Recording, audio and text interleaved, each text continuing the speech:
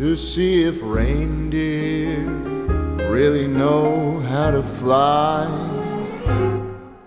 And so I'm offering this simple phrase to kids from 1 to 92. Although it's been said many times, many ways, Merry Christmas to you.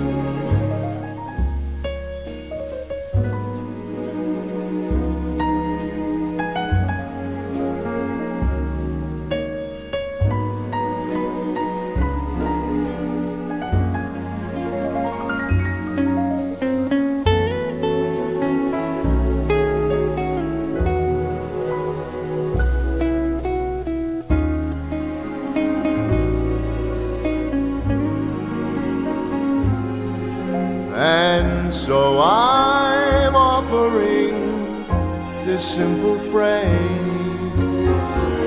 to kids from 1 to 92. Although it's been said many times, many ways, Merry Christmas to you.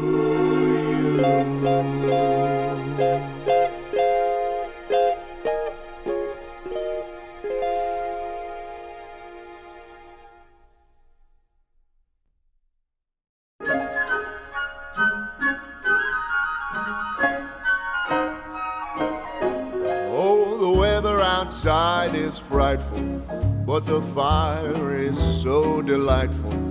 And since we've no place to go, let it snow, let it snow, let it snow. Man, it doesn't show signs of stopping. And I brought me some corn for popping. The lights are turned way down low. Let it snow, let it snow. When we finally kiss goodnight, how I'll hate going out in the storm. But if you really hold me tight, all the way home I'll be warm. And the fire is slowly dying, and my dear, we're still goodbye. But as long as you love me so, let it snow and snow.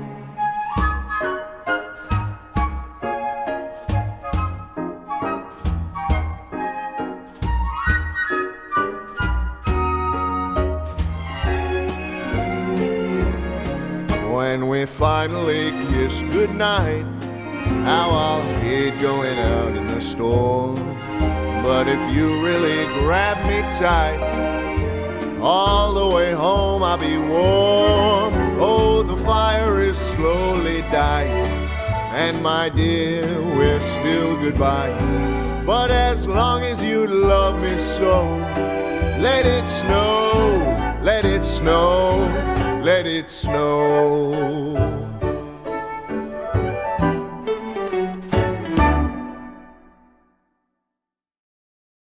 Hello. Hello.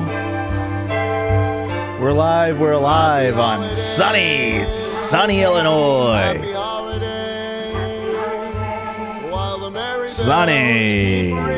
Sunny Illinois. Although it's not sunny right now.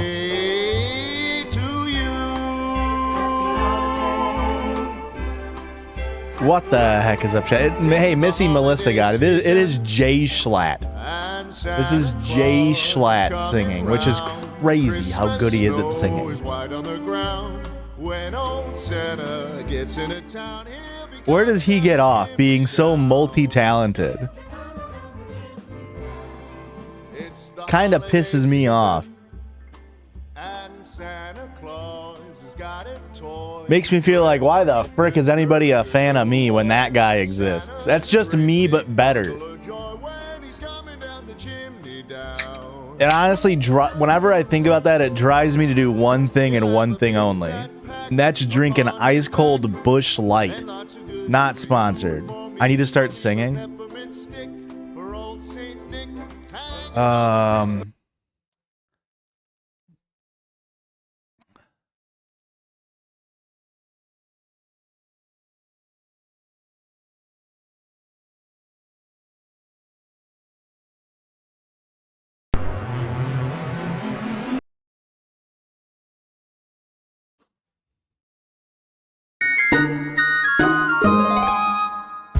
outside is frightful, but the fire is so delightful. And since we've no place to go, let it snow, let it snow, let it snow. Is it just as good? Is it just as good as Schlatt? I started singing like Germa. Is that a compliment? Is that a compliment? Hello? Hi, Lila. I have a career in music. Yes. Yes. It's the holiday season. So hoop-dee-doo. I don't know why Chrome is so loud for you guys. I do have a very funny idea for the next Glee video. And because somebody left a comment, if you're not aware, I just rapped on an episode of the Judges. Let me pull that up real quick. Uncle Josh, don't sing. What the hell? Oh, the misery. Everything better than it ought to be. What the hell, boy? What's fucked up? I'm over here trying to have a good time. So if you're not aware, I did a little bit of a freestyle rap that a listener sent in. When we broke up, he wrote this song about taking my virginity. Oh my God.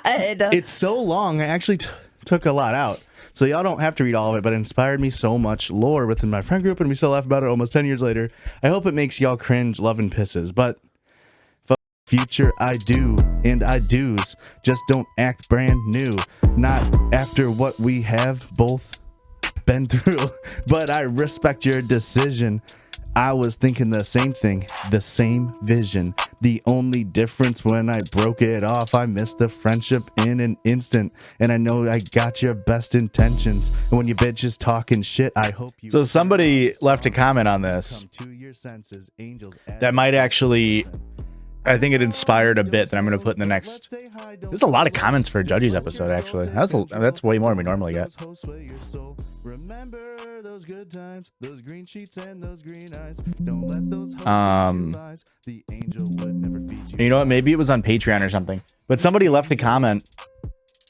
Is the writer here the angel? How many times did I practice the rap? Technically 0. I just played the beat through, that way I knew how it went when it looped.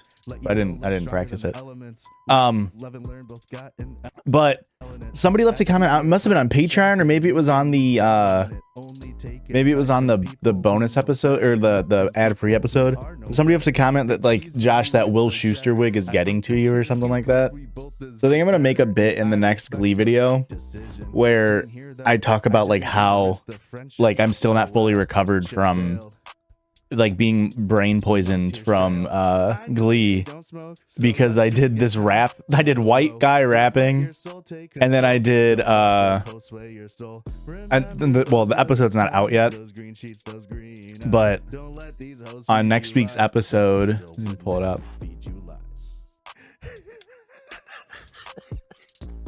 It's the Judgmas episode. One more verse, baby. I don't know. Wore this. The beat loops here. 1 second. Should we go here? So I had a spoiler. I had a Grinch outfit. I didn't practice this. Can you? Which, this is so impressive. if you're not aware, I thought you did at least one run through. And you can tell Piper to Matthew Morrison was the Grinch for a little bit on Broadway in the Grinch musical. And then, wait, did you see Jingo? You could have told them I was cheating on you. You could lie. And then there was something else I can't remember, but I think it's gonna be a funny bit if it's like I'm still like being influenced by the Matthew Morrison wig is still controlling me.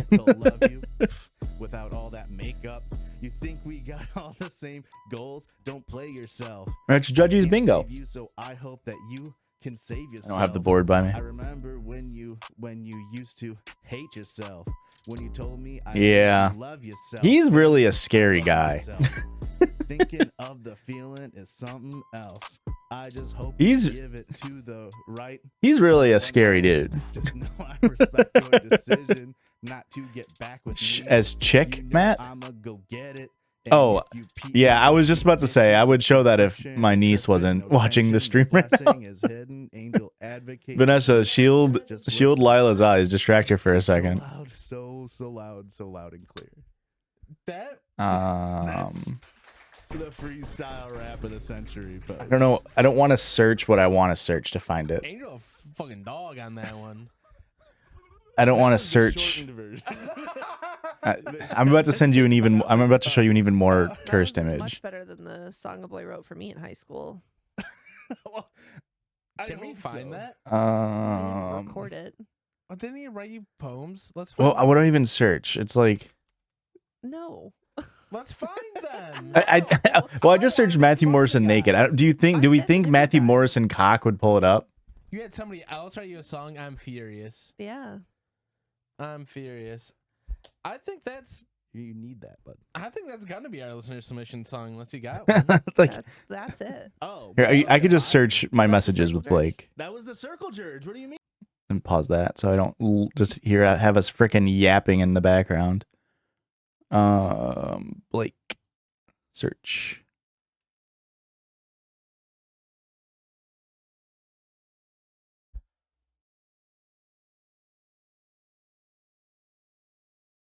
I feel like Matthew Morrison has such an unsettling Humpty Dumpty. He has such an unsettling gaze.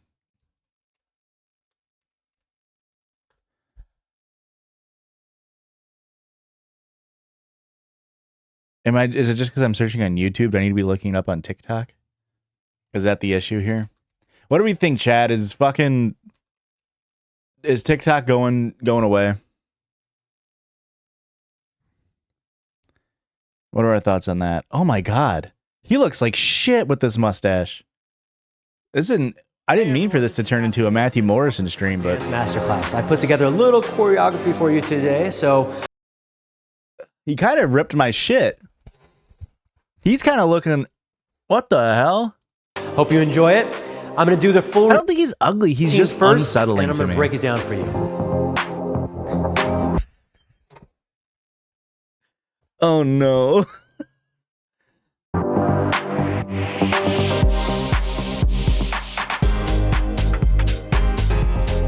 Let's do this.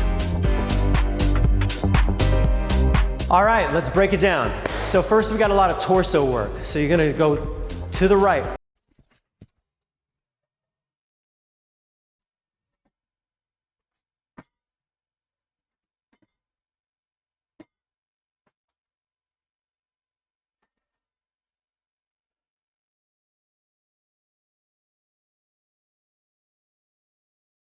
All right, let's break it down. So first we got a lot of torso work. So you're gonna go to the right, to the left, and then all the way around, down, feet together as your hands come out of snap. Right, left, around, I'm so not a and dancer. snap. Moving on.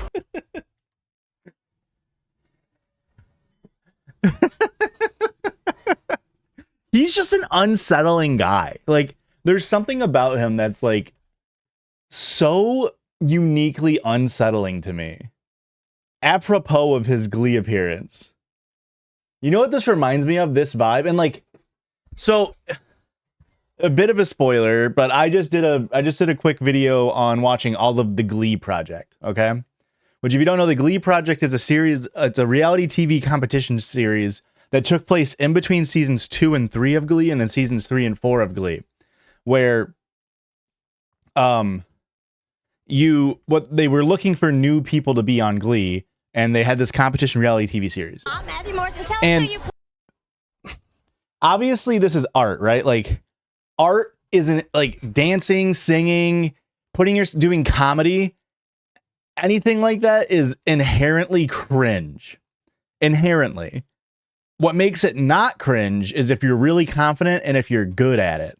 But you can have a really good joke or like setup or dance or song, and if you perform it in the wrong setting, it becomes cringe and awkward, right? And so like this, like he's a talented dancer, but this is the same vibes as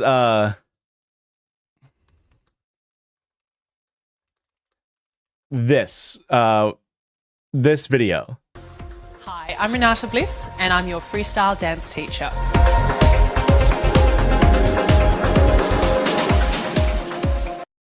Like that's. Hey everyone, this is Matthew Morrison and welcome to my dance masterclass. I put together a little choreography for you today, so hope you enjoy it. I'm gonna do the full routine first and then I'm gonna break it down for you.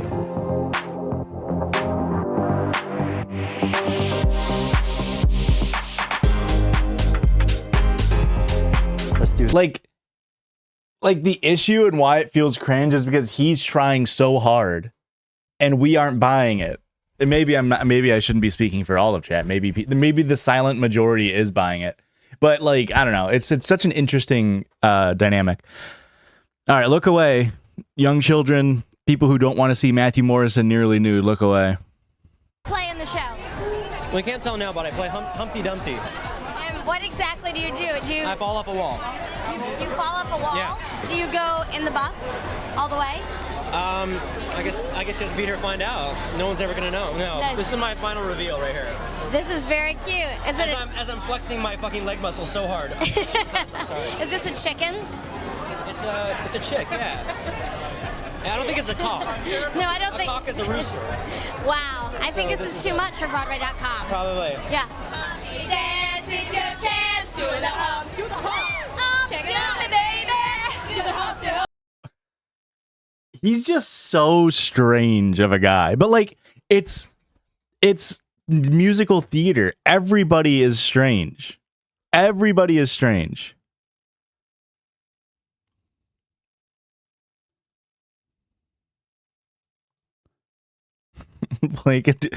Blake has sent this Matthew Morrison's performance.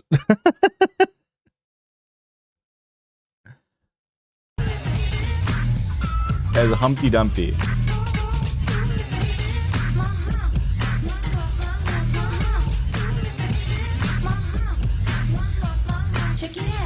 My name is Humpty, pronounced with the Humpty. Yo, ladies, oh, how I like to funk thee. And all the rappers in the top 10, please allow me to bump thee. I'm stepping tall, y'all, and just like Humpty Dumpty, you're gonna fall when the stereos pump me.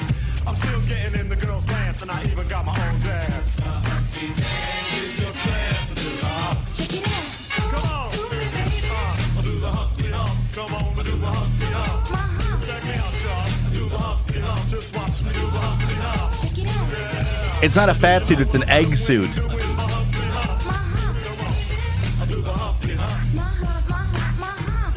yo, Humpty, you're really funny looking. That's alright, cause I get things cooking. You stare, you glare, you constantly try to compare me, but you can't get near me. I mean, that's not Matthew Morrison singing, right? Sit with this, straight gangsta Mac. But sometimes He's just it's dancing. ridiculous. I'll eat up all your crackers and your licorice. Oh, yo, fat girl, come here, are you ticklish? Yeah, I called you fat. Fat girl.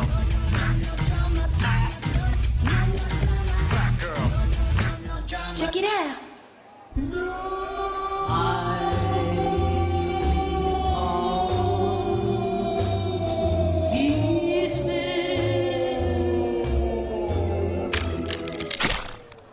Ew.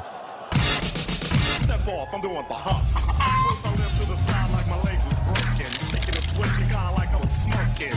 Crazy, whack, funky. People say you look like MC Hammer on crack, Humpty. That's alright, cause my body's in motion. Yeah. So I look like a fit or a convulsion. Anyone can play this game. This is my dance, y'all. Humpty Hump's my name. No The quality is so dog shit. you got it down. When you appear to be in pain, humping, funkin', jumping, dig around, shaking your rump.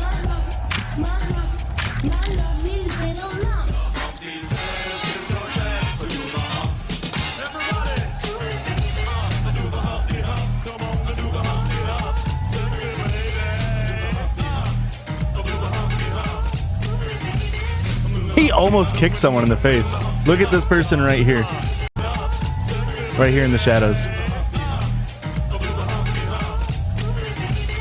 That was probably like this far from his face.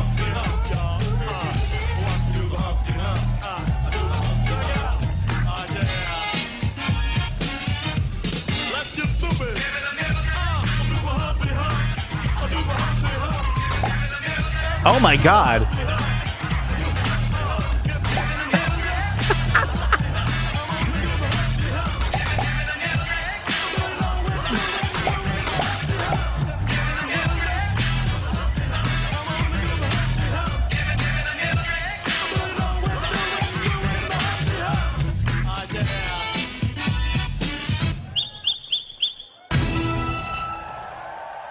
Now, like, this is like a perfect pinnacle of like musical theater and performances is so cringe, but like it has to be cringe.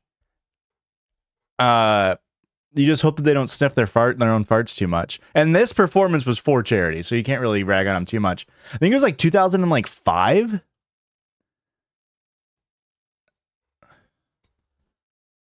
2011. Maybe. Broadway Bears 18 Wonderland.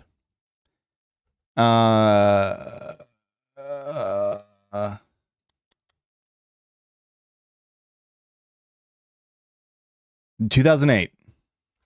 2008. The playbill is insane. I don't think I can show you the playbill.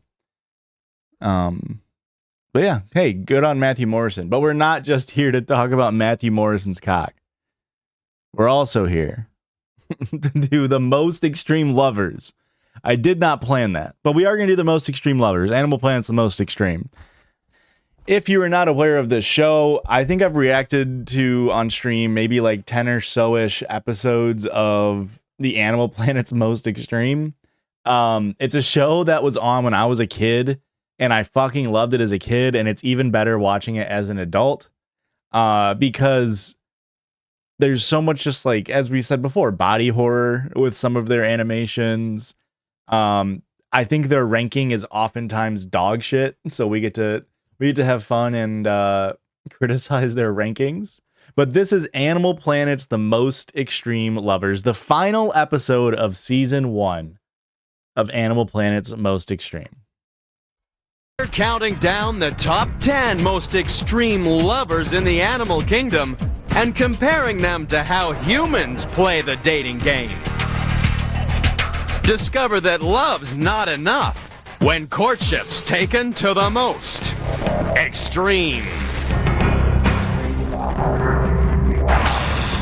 Earth is a planet of extremes. Extreme places.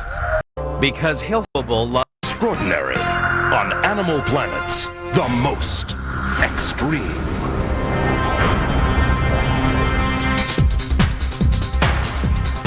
Did I not skip this? Oh, they skip it for us. Nice. The countdown begins with perhaps the most unlovable lover in the world. The Tasmanian Devil is notoriously bad-tempered.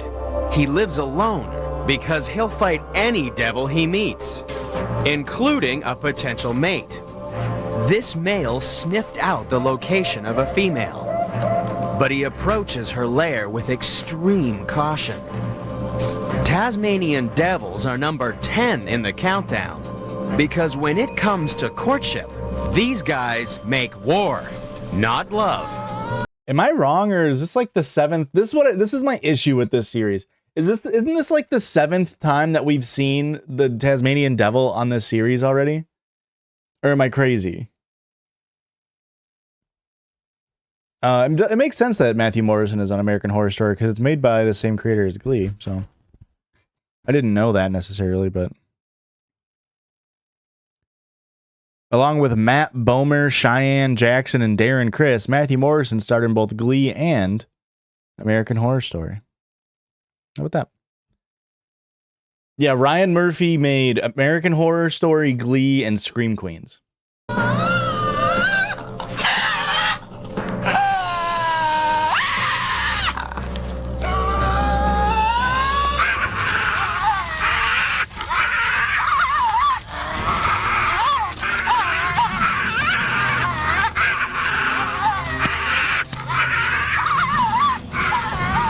Are we?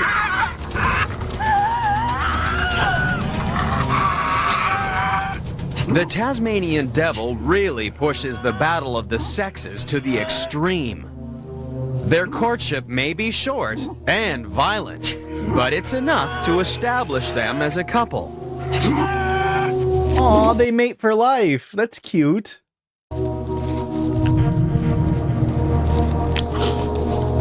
Tasmanian devils are extreme lovers because they really are a match made in hell. Thank you, Sal, with the prime sub. Having won over the she-devil with his fighting spirit, the male continues to court her with love bites and licks.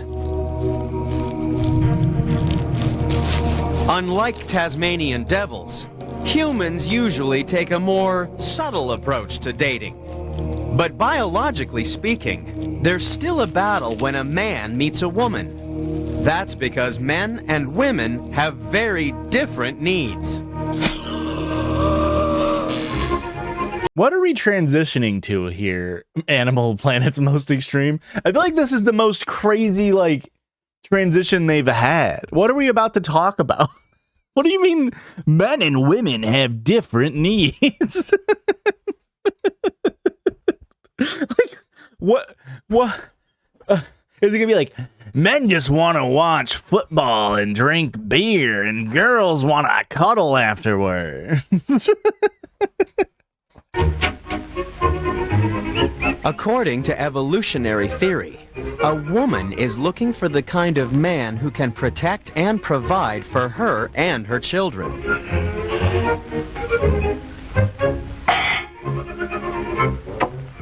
Unfortunately, men are looking to sow their genetic seed as widely as possible. And so they're searching for mates with high reproductive potential.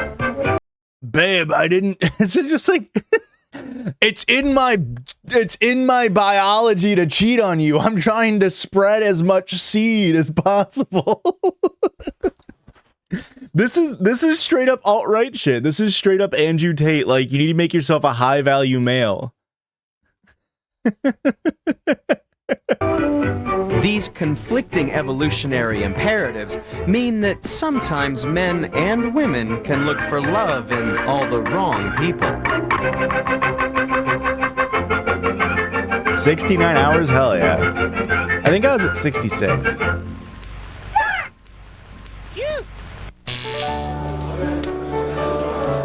That's why humans and animals put so much effort into courting. By investing time and effort in courtship, it gives both males and females the chance to see if your date has what it takes to be the partner of your dreams.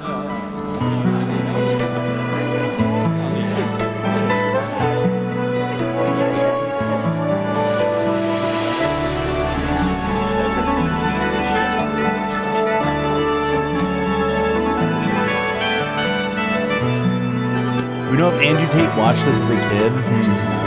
He's from Indiana, so maybe. Few people would dream about relationships if their partner was like a Tasmanian devil.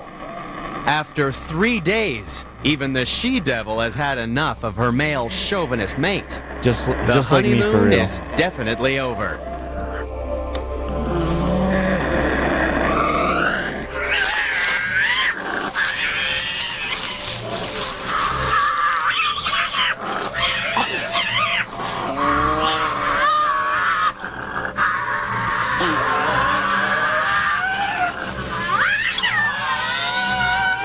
We get it. Are we gonna watch 10 animals fuck for 43 minutes? Perhaps the she-devil could take a lesson from the next contender, where the girls ganged up on the guys and drove them to extinction. I can't tell which one was whining. It sounds like your cats. Yeah, it didn't sound. It sounded like we weren't supposed to be watching. 9.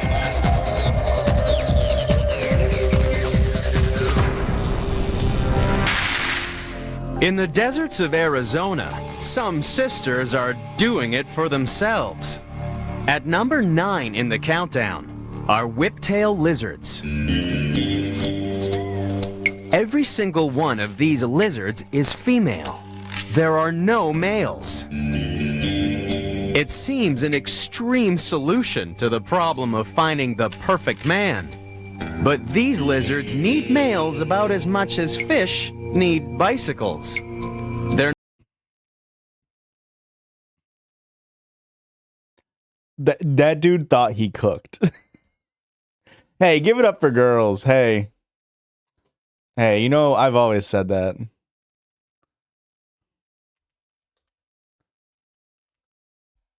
Hey, give it up for girls.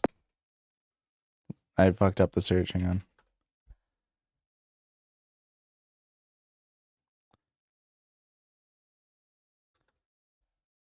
Why am I not? Why is it not?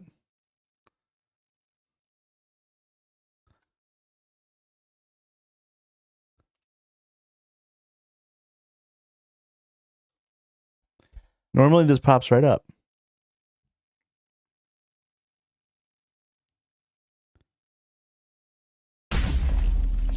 What is going on? Why can't I find my tepid applause video that I always use?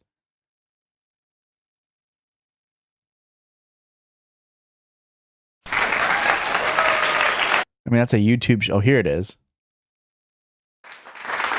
Hey, give it up for girls. Yeah, I know you can see the stream chat. I just set it up differently. It shouldn't matter. It should be the same.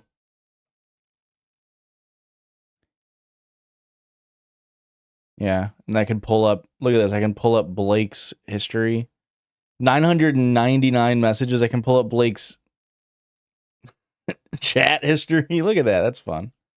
They're number 9 in the countdown because they don't have to waste time looking for the perfect guy. They can lay fertile eggs without the hassle of sex. Okay.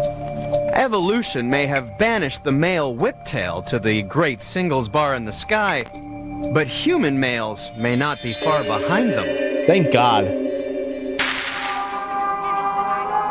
Some women and movie makers have fantasized about a world without men. Oh, men are never coming back. Do you want to live here the rest of your life without any men at all? Wouldn't be like you. Shut up! But the scary truth is that we all may soon be living in a world without any fertile men. In the last 30 years, human sperm counts have fallen by 50%.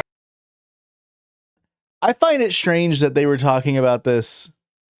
You got an AI ad about dog treats? All ads should be off. I mean, well, most of them. It's strange and concerning that they were talking about declining sperm count rates and whoops. Hey, give it up for declining sperm rate. And this was made in like 2003 and it's still like a huge issue.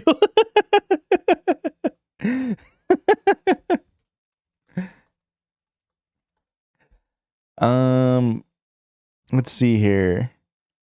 Let's see the data on this random graph. Men's sperm count and global plastic production since 1970. Mean total sperm count, millions. What are we, I feel like it's you just know all the sperm of all people?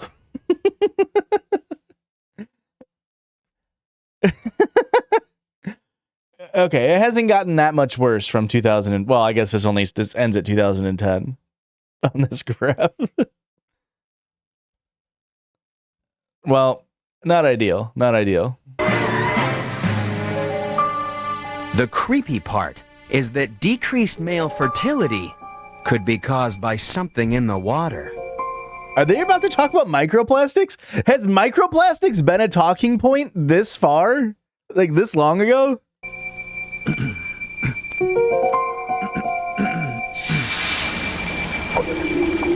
Or is it lead? Sometimes our drinking water comes from rivers containing recycled sewage. We've been able to filter out all the waste, but not all the female hormones from the millions of contraceptive pills taken each day. They're blaming it on women. Damn, all these women got my sperm count low.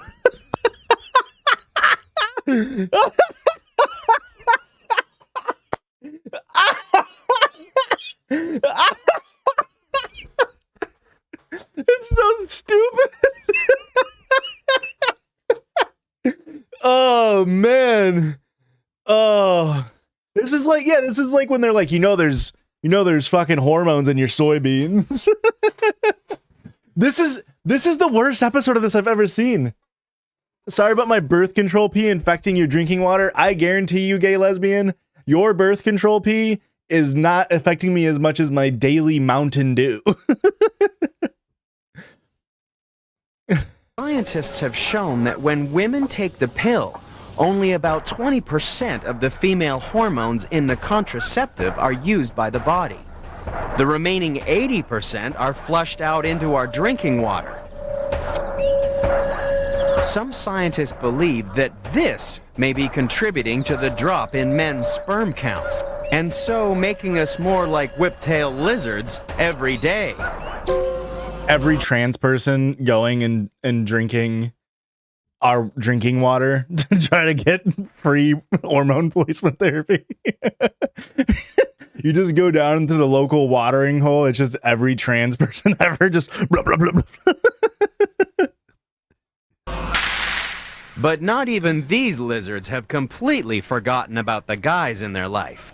They can't lay their eggs until one female gets hit by a surge of testosterone and starts acting like a male. Fortunately, the effects are temporary and wear off before she starts sitting in front of the TV drinking. The chemicals are turning the friggin' frogs gay. That's right.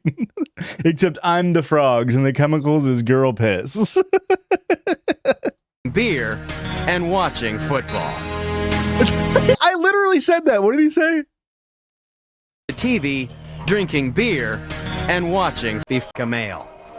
Fortunately, the effects are temporary and wear off before she starts sitting in front of the TV, drinking beer, and watching football. Let's go, baby. Let's go. While some girls just want to have fun with that old devil called love. Coming up, your heart will melt as we dance with the animals that put the S into sex appeal. That's next on Animal Planet's The Most Extreme. What were they? It was the whiptail lizard. Are they from the island of Lesbos, and is that Greece? North America, according to a quick Google account, Google search. So no, they're not from Lesbos. 8. Well, human women like drinking beer and watching football on the couch because they're turning into men. Because there's so much male testosterone pissed into the water. It's a real reverse, like it's battle of the sexes type thing. On the Indonesian island of Sulawesi, let's read a little article. PubMed, an assessment of potential exposure and risk from estrogens in drinking water. This is from 2010. They don't have an abstract. Or I'm so stupid. I haven't read these in a long time. The whole thing is the abstract. We estimated that a child's exposures to individual prescribed estrogens in drinking water are 730 to 480,000 times lower, depending upon estrogen type, than exposure to background levels of naturally occurring estrogens in milk. A child's exposure to total estrogens in drinking water, prescribed and naturally occurring, is about 150 times lower than exposure from milk. Adult margins of exposure, MOEs, based on total dietary exposure, are about 2 times smaller than those for children. Margins of safety, MOSs, for an adult's exposure to total prescribed estrogens in drinking water vary from about 135 to over 17,000, depending on ADI. They don't tell us what ADI is. MOSs for exposure, blah, blah, blah, blah. So what do they find? The consistently large MOEs and MOSs strongly suggest that prescribed and total estrogens that may potentially be present in drinking water in the U.S. are not causing adverse effects in U.S. residents, including sensitive subpopulations. Awesome. I mean, this was 2010, but I just feel like it's crazy to be like, some scientists believe, and they're just like the dumbest scientists believe that this thing was happening. Next contender in our countdown Average of daily extreme intake, courtship is the crested black macaque. These primates are number 8 in the countdown because when it comes to courtship, there's only one thing on a male's mind, and that's the female's rear end. Hell yeah. Jesus Christ. When female macaques are in the mood for love, their buttocks get bigger. I don't Much think bigger. humans ever actually show up For at in the any of the macaque lists. mating game, size really does matter. The BBL monkey. Macaques use their bottoms as a sexual signal. When a female is in heat, her fleshy... This is what your local trans person is doing down at the watering hole to get their hormones. These monkeys drink to get a fatter ass. Humans drink to get more trans. red rump fills with fluid. This is her way of standing out from the crowd so she can attract a mate. But macaques are not the only creatures to have focused on their fanny. Unlike macaques, women have gone to extreme lengths to try to reduce the size of their bottoms. But why? Some anthropologists think that, like other primates... Alright, this is stupid as fuck, obviously, but I bet you this feels nice as hell. Why? I bet you this feels awesome. Some anthropologists think that, like other primates, our buttocks are a sexual signpost. It's just that, unlike macaques, we're always in the mood for love, and so our bottoms stay swollen all the time.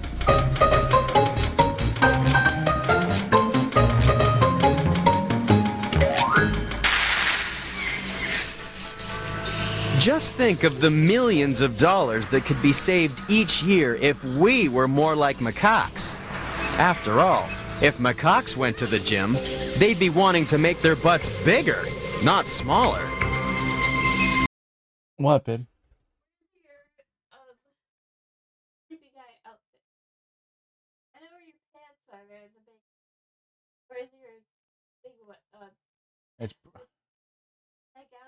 It's either in the downstairs closet by the water jugs or in one of the totes up in our room here.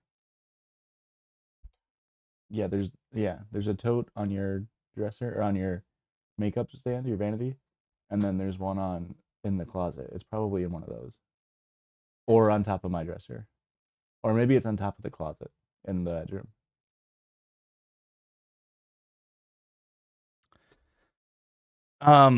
Yeah, I mean, this is very clearly white focused in like 2002. I mean, when was season 1 of Animal Planet's Most Extreme? It was 2002. Yeah, I mean, this is the most like white centric, like white women specifically were like, I want the smallest ass possible. It was considered rude to say somebody has a fat ass.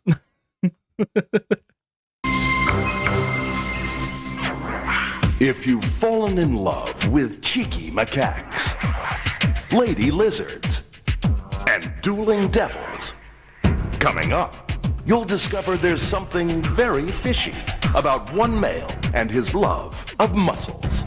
That's next on Animal Planet's The Most Extreme. Number 7.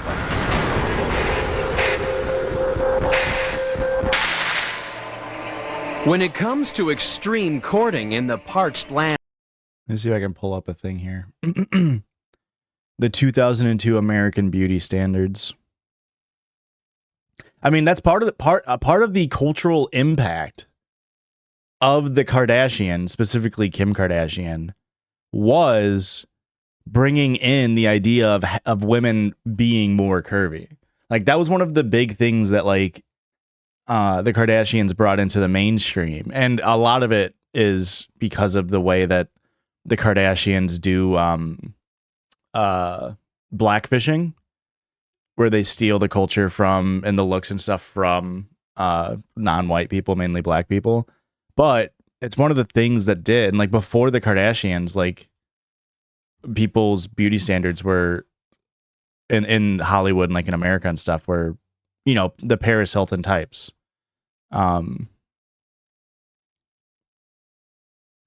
And now American Beauty Standard is, I think, generally more broadly diverse. The most memorable episode of the show is the most extreme, grossest animal or whatever. Ha ha, the hippo and the fly live in. The hippo and fly. Oh, I can't wait till we get to that one. The one that lives in my brain ever since we watched it is the most extreme biters, when they were like, but even this shark wouldn't stand up to the entire fleet of the U.S. Navy. And it's like, yeah, that's crazy. Lands of India. One animal really knows how to shake his tail feather. Okay. Little The emu? peacock is number 7 in our countdown of extreme lovers. But before the male can strut his stuff, he's got to catch the eye of his date. He knows the best way to a peahen's heart is through her stomach, so he pretends he's found a huge pile of seeds.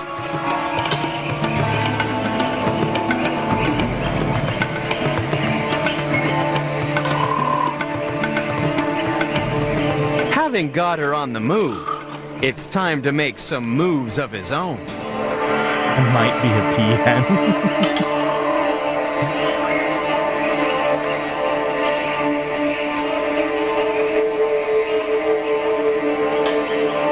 The peacock is number 7 because of his enormous appendage.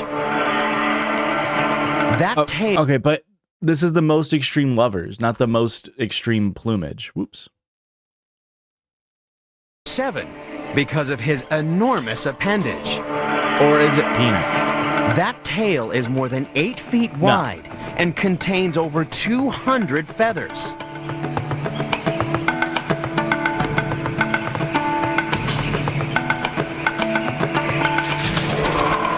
It's an eye-catching display, but it puts a lot of pressure on the male. Sure, he may look good for the girls, but all that extra weight makes it harder to fly and easier to be caught by hungry tigers. But for the male, it's worth the risk, because peahens love a bit of tail, especially those bright blue eye spots. For it seems that the more eye spots on the tail, the better the lover. I haven't, gay bacon. Scientists have discovered that chicks sired by fathers with lots of eye spots grew faster and survived longer in the wild. If you live in Illinois, you can go to the Brookfield Zoo, and they just have like peacocks walking around, which I've always found insane. Like, kids can walk up and touch, like, they tell you not to, but if you go to the Brookfield Zoo, like, kids just walk up and touch the peacocks all the time. It's crazy.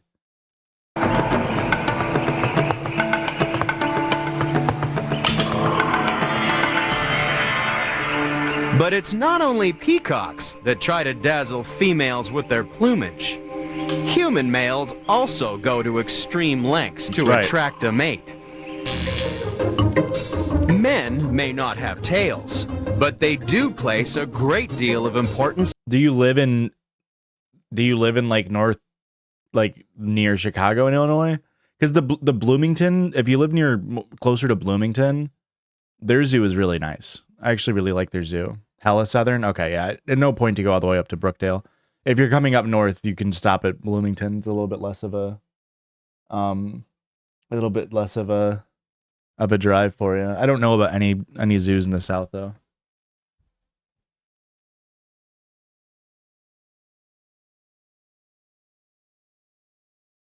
I don't even know if they can see me. Yeah, they can. We got Grinch Aurora.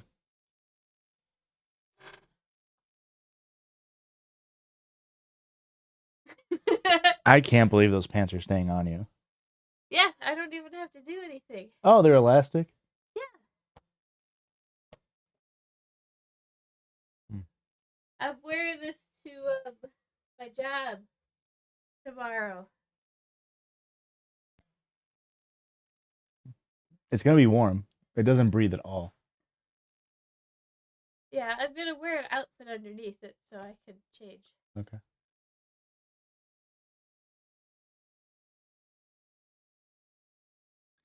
No, she was looking for a different costume. Not that one.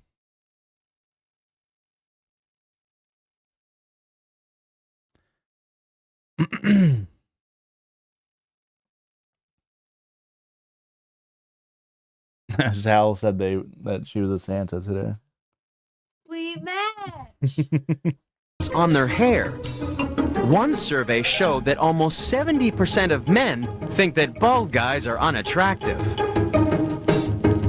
But there's hope for bald men. Only 30% of women felt that a lack of hair was unattractive. But there may be another reason why there's always been a market for hair restorers. Once, long hair was thought to be a source of masculine strength. Just ask Samson.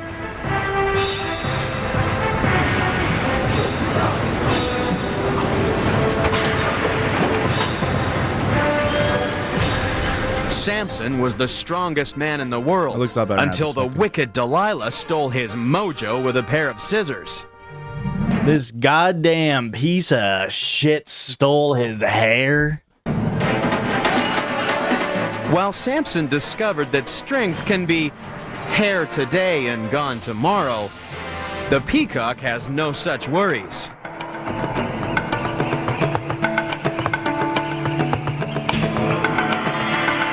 But not even this extreme show-off can match the muscles on our next contender. Yeah, that was a very strange thing to be like, maybe here's why men want to have hair transplants. And then they show about a fictional story, but it's like, I don't know, maybe men just feel more confident with hair. Have we thought maybe it's not all about sex? Number 6.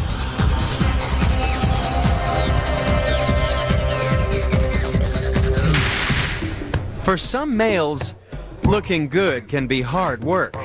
Not me. Comes naturally. Especially when your potential partner likes muscles. Lots of muscles.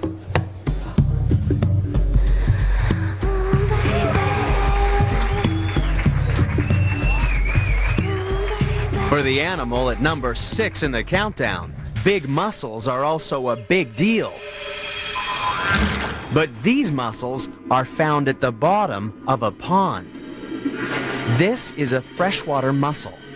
In the most bizarre courtship of the countdown, this clam is seduced by a fish. The male European bitterling makes love to the mussel. He dances around it, getting it used to his presence so that it doesn't automatically close up its shell when he gets too close.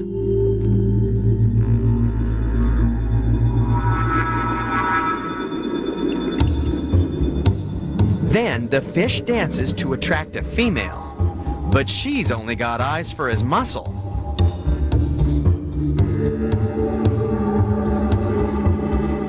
If she likes the look of the fish and his shellfish, then she'll produce her exceptionally long egg-laying tube. Then both fish actually mate with the mussel. He fertilizes the eggs she's laid inside the shellfish. So this mussel just opens up its little bivalve mouth, gets cummed in twice, and then just, all right, thanks. I'll get you some babies in a couple weeks. Bro, for these double fishes, cream having pie. big muscles is vital. But in human courtship, how important is it to be big and buff? Most men think that muscles are very impressive.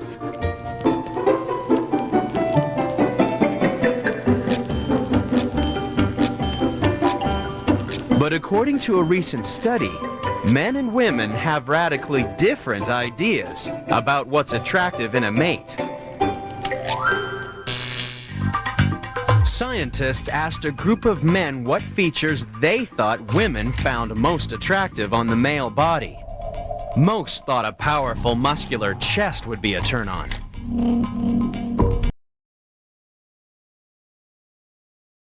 What do you mean most? Define most. Because 21% does not seem like most to me. What do we mean most? Maybe the most agreed upon spot was the chest, but that's not most responders. It might be the like highest percentage of the body, but not most people thought that. Others thought muscular arms would be hot. And many believed that women would focus on their private parts. So, I mean, I know this was 2002, but did they ask the dumbest guys? No, not even ass. Like, ass is the correct answer. But this, they were specifically saying penis. Like, these dudes were straight up, oh, women love a hot penis. But then, scientists asked a group of women the same question, and the I love the vitriol. But then scientists asked a group of women. They don't understand science, so the scientists had to talk really slow. response was overwhelming.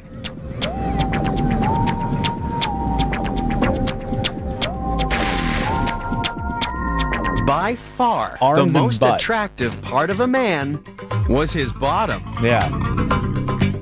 Nobody 39%. really cared about muscular arms or powerful chest and shoulders. No and such his Now, come on. I know I'm just a guy. We've all seen a pretty... Okay, I'll say I've seen a pretty penis. I guess I'm not attracted to penises, but... So I wouldn't say I've seen a hot penis, but I've seen a penis where I'm like, that is a nice looking penis.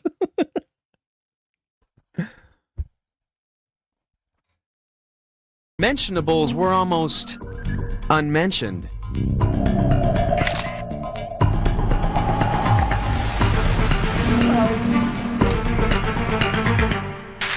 The female bitterling's choice of the male with the biggest muscle makes perfect sense. For the shellfish is a high security incubator, meaning that her eggs can hatch in safety. Once they're spat out, the baby bitterlings begin the search for some big muscles of their own.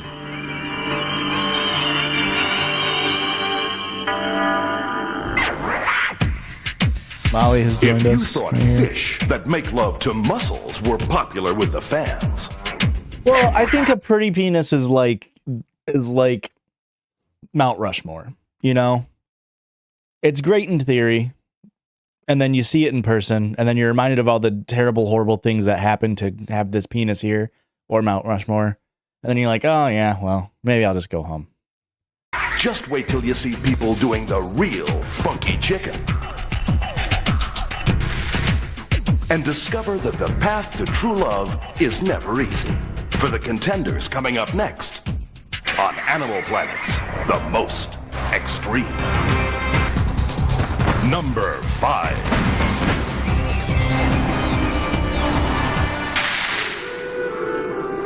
Flying in to number 5 in the countdown of extreme lovers are cranes.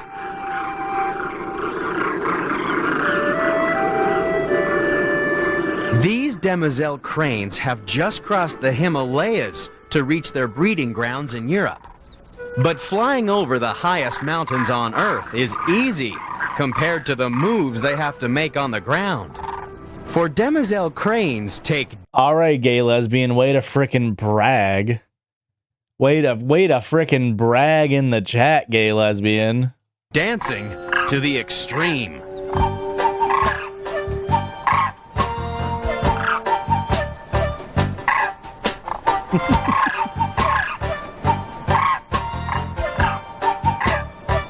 Demoiselles dig dancing. They dance on a date. They dance with their mate. These cranes are number 5 in the countdown because they just can't stop their dancing feet. Dance is the way to meet your partner for life. How are you gonna have two and the birds on glue this that list? keeps couples together year after year.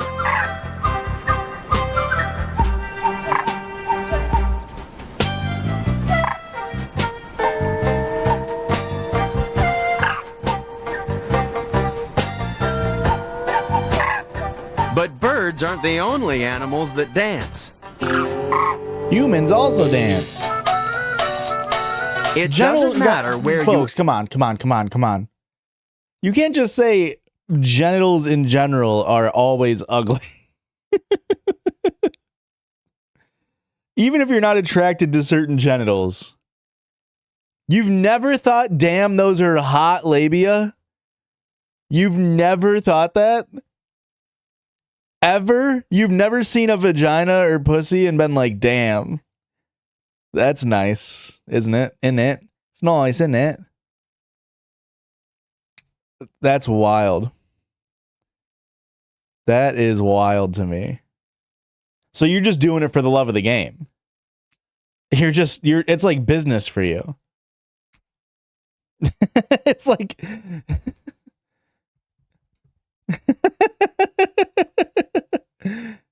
Gay Bacon, I had no idea you were British. I stare at vulvas all day and they are only marginally better than penises. Well, I mean, do you work in like a gynecologist's office? You can't take work home with you. I think if I walk into a Subway, I sometimes see a beautiful sub, but if I worked at Subway, I would never think a sub was that great. You know what I mean? The butthole is the most attractive? I mean, that's a hot take, I feel like. I feel like what makes a butthole attractive is like the... Well, I guess, I don't know. I guess I'm seeing it from like a male point of view. That's crazy. Babe, have you ever seen a hot penis? She says yes. Have you ever seen a hot pussy? Yes. She also says yes. We got people in here saying there's no such thing as a hot either. And that assholes are actually the hottest. No. Aurora agrees with that part. I was lying. She didn't actually say that. You're not seeing them at their... You're a midwife? You're not seeing them at their best? As bisexual, I find no genitalia hot, but yeah, the love of the game. You're just clocking in 9 to 5. Unfortunately, I'm bisexual, so I have to copulate with both sets of genders here, or both sets of genitalia. But is it the genital itself or the person it's attached to? You're telling me David doesn't have a nice cock? Who's David? The statue? I don't find David the statue's cock attractive. Why?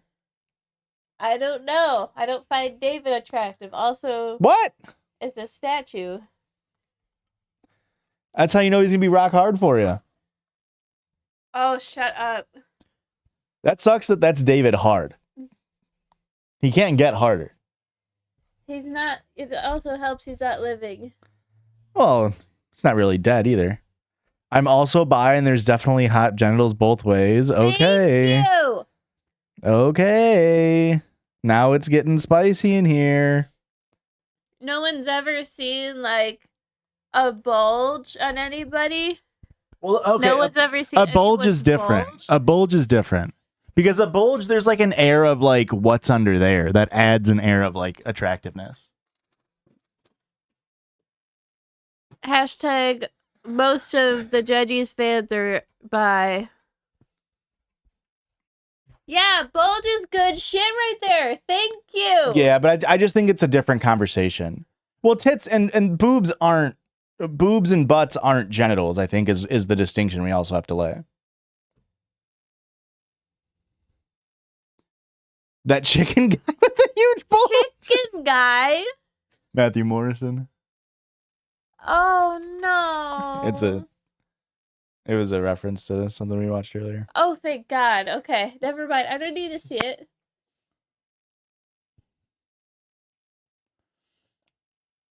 I'm all about the 3 B's. Boobs, butts, and bulge. That's right. The trifecta. What about the gutters? See, yeah, now we're just going further and further away from genital. What do you mean gutters? Butt crack? No, cum gutters, babe. Oh, the... Yeah, the V. Oh, yeah. Jesus Christ. Don't get me started. I have those, but it's because of my stomach fat. Either way, very hot. Arms and butt? When you say arms, you mean like forearms, right? Not like No, show biceps. them your guns, Josh. Josh has guns. Sorry. Sorry. Sorry. I'd fucking eye. I'm so horny I could fuck a horse. You can't fuck eyes not with that attitude. Chum gutters? That must have been a typo, right? No, they're talking about the ones that are created by stomach fat. Oh. All right. Let's get back to the video. Sorry. Armpits can be kind of hot. Sure. I think any body part could be hot. I think that's a fair assessment.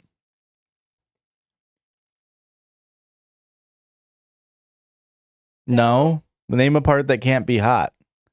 Butthole. Somebody thinks that buttholes are sexy. Well, I'm not into butthole, so specifically hole. I don't. The gallbladder, okay. Feet? No, I disagree. I'm not a foot guy, obviously. But come on, it's the same thing. Like, you're telling me Ana de Armas doesn't have sexy feet? Who? Ana de Armas, the #1 celebrity on female wiki feet? This guy says he doesn't have a foot fetish, but then he knows that shit. That's a commonly known fact online. Well, I'm not online, apparently. Feet of the year. Oh, Ana de Armas got toppled. Oh, this is back in 2021. Josh is not into feet. He never has been. Meow. Luna. Hi, kitty. All right, let's get back to the video. Are in the world. See, and now you all know that Ana de Armas has hot feet, and then you guys will tell 2 friends, and they'll tell 2 friends. Yeah, but I said it. Like now you know in your brain that Wiki Feet Women was ran by Ana de Armas. Has video boss on feet? No. GoFundMe so Aurora can get a pedicure. She deserves a pedi for Christmas. You haven't had a pedicure in a while. Yeah, that's true. We got pedicures together before we went to the Dominican Republic.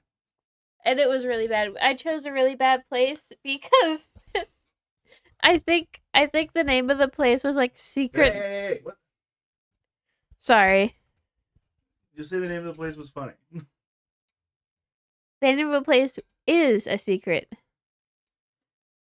It had a cool name, and I was like, this sounds cool. And then we went, and it was awful. Sorry. Yeah, I talked about it. Thank you. Oh, yeah. Sorry. People dance. No.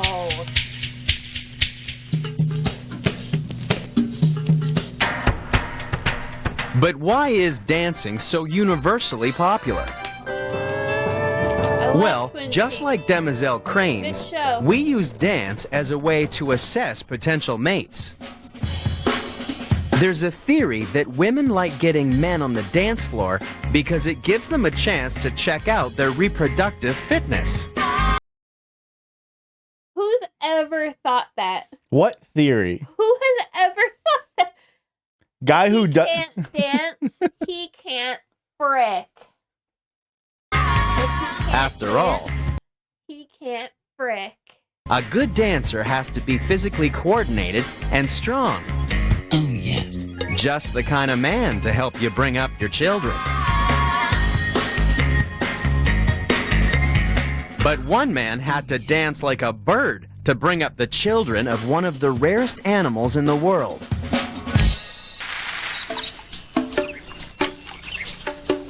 This is a young whooping crane that's being reared in captivity for release back into the North American wilderness. And this is its surrogate mother. It's actually someone dressed in a sheet. Really? No! You're telling me this is actually a person dressed in a sheet? You fooled me. That looks like a person dressed in a sheet. No, that's a female whooping crane. That's a female whooping crane, not a person dressed in a sheet. It's actually someone dressed in a sheet, but that's to stop the chicks from thinking that they're human. With the help of a glove puppet, the surrogate parents teach the chicks how to survive in the wild. Are these birds the dumbest thing in the world, or do you think they just like are okay with humans being around them at this point? How can they not smell the humans? But these birds also This is an awesome job. This would be a sick job. have to learn how to dance. If they don't dance, they don't lay eggs. Cranes are number 5 in the countdown because they have to dance to stimulate their reproductive hormones. And that's why back in 1978, Dr. George Armstrong danced with an imprinted crane called Tex.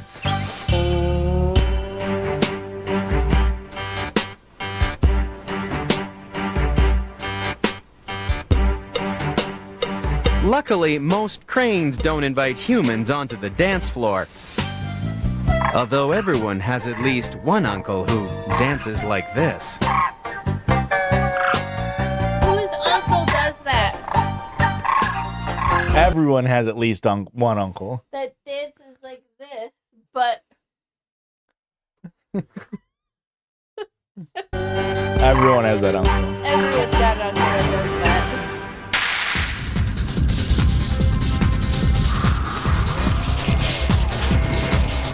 Number 4.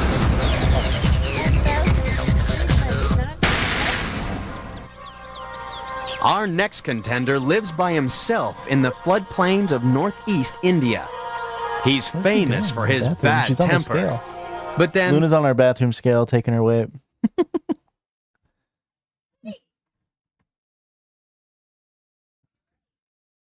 life's not easy when you're a male Indian rhinoceros.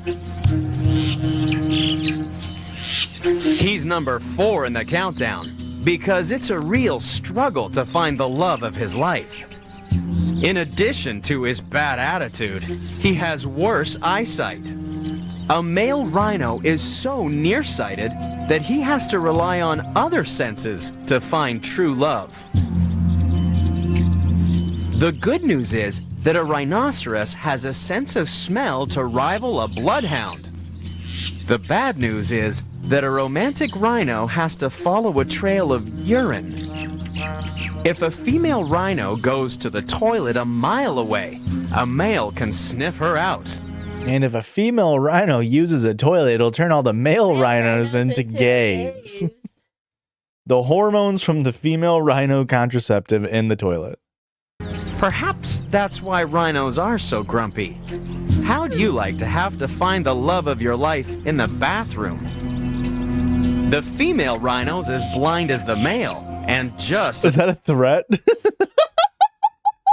grumpy. How'd you like to have to find the love of your life in the bathroom? How would you like to, it's like in 1950s, like, yeah, how would you like to find the love of your life in the bathroom? The female rhino's as blind as the male, and just as antisocial. If anything gets too close for comfort, she'll charge first and ask questions later. That means that a potential date is likely to be confronted by 800 pounds of angry armor plating. So it's no wonder that when a male rhino has sniffed out a potential mate, he approaches with extreme caution. Oh, they're kissing. How many animals have you seen have sex? Having finally got close enough to recognize the Oh, two. intruder as a potential mate, the female really plays hard to get. She'll test the male's fitness by running. And running. And Yeah, running. I really wanted to do faster. The female can keep running for several days, all the time leading the male by his nose. Women be running, you know? They be hell and they be running. I've always said that. For days even. Playing hard to get. And you know, these men, they just like the chase. That's nature. Hashtag that's nature. But then, all kinds of animals use their nose to find a suitable mate. Even humans can sniff out the perfect partner, thanks to secrets hidden in our armpit. It seems our body odor can tell people more than just when we had our last bath. Scientists have discovered that every person has a distinctive personal smell that's related to a cluster of genes associated with our immune system. And our noses are incredibly sensitive to these subtle smells. Scientists have analyzed individual body odors and discovered that women prefer the smell of men who have different immune system genes from their own. Researchers think that by selecting a mate with a different personal odor, your offspring will have a wider variety of immune response genes and therefore greater protection against infection. But having extracted a male's essence, The slow zoom on him on the computer with his face. It's very fucking dark for a But having extracted a male's essence, it's still hard to find the perfect man. I don't smell anything. Nothing at all. Sweaty, dirty locker room. Disgusting. Did you like it? No, and I don't want to smell it again. So next time you're on a date, perhaps you should free your armpits by leaving your deodorant at home and give thanks that at least you don't have to select your mate using the same odor trail laid down by the Indian rhinoceros.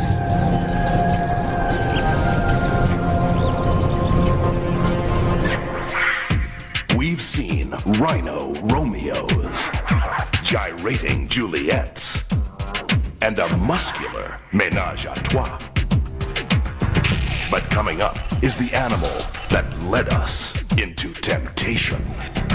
That's next on Animal Planet's The Most Extreme. Sports gambling.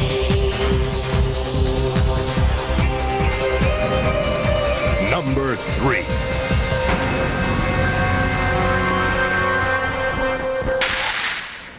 For most animals in our countdown of extreme courtship, winter is a time to focus on survival, not sex.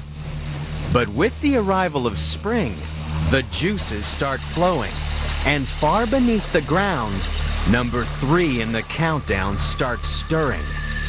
For as the sap rises, so do red-sided garter snakes. Ah, look at that. All 10,000 of them in this snake pit in Manitoba, Canada. The spring sunshine has drawn the garter snakes from their hibernation dens below the ground. The males are the first to emerge, so when a female appears, she may be outnumbered 3,000 to 1. These snakes are number 3 in the countdown because they're so desperate to find a mate that some of these sneaky serpents have found an extreme way to beat the odds. I'm gonna guess they pretend to be girl snakes. That way other guys come on them. That way all their cum is gone. Babe. I'm saying what you said. I know it's distracting. That's my guess. A lone female has made a run for it, but she's pursued by an entourage of smaller males. But the female's not exactly playing hard to get. She's driven the males crazy with a sexy scent she exudes from between her scales.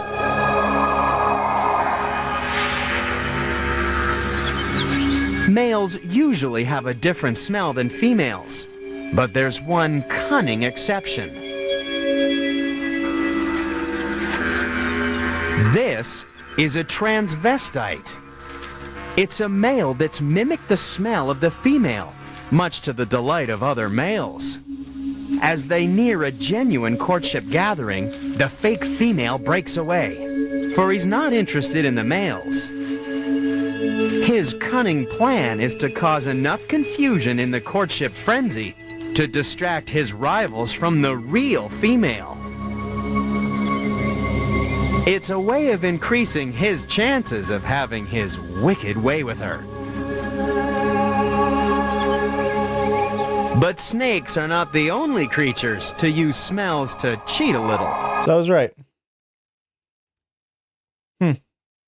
Frankenfurter coated.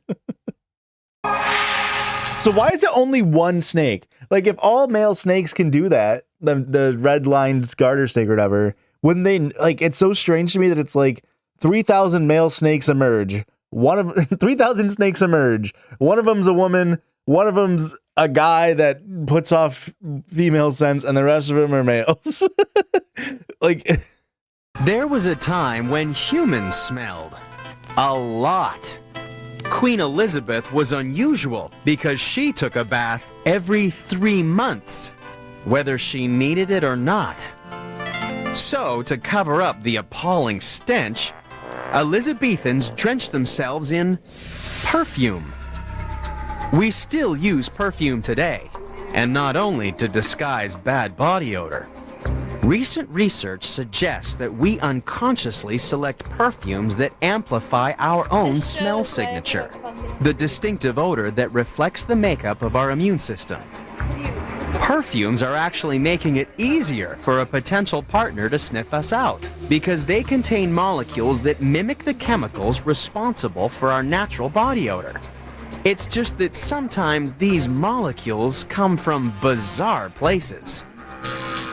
This is ambergris, a hard waxy lump made in the guts of sperm whales. It washes up on beaches and, not surprisingly, it smells like whale dung. Yet ambergris contains molecules that mimic those responsible for human smell signatures, which is how it ended up inside our perfumes. Fancy a bottle of eau de sperm whale guts for your birthday? So perhaps snakes aren't so sneaky after all. At least they're happy using their own smells to track down a mate.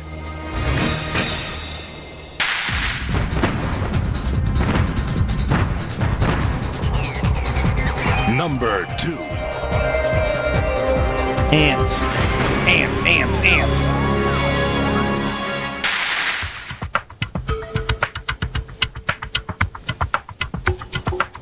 Love can be hard to find for some males in the forests of New Zealand. But nobody tries harder than the animal that's number 2 in the countdown. Dolphins are not on this list. This clearing in the forest is actually a stage prepared by one of the world's loneliest lovers, the kakapo.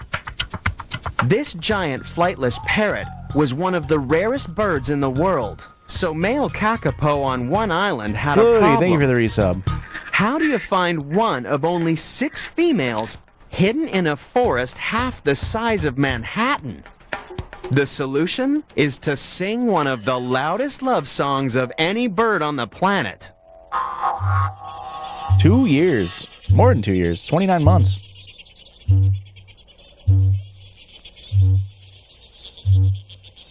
This song's at such a low frequency that you feel it more than hear it. And it's so powerful it can travel up to 3 miles. The male kakapo is number 2 in the countdown because every night for 4 months, he pumps out up to 10,000 of these booming calls. And several thousand whistles as well. As a young autistic child, I would watch this every time it came on. I love this fucking show. And I've memorized the pauses that the narrator always takes before he says because. I can see it. The cockapoo is number 1 because every time. Every time.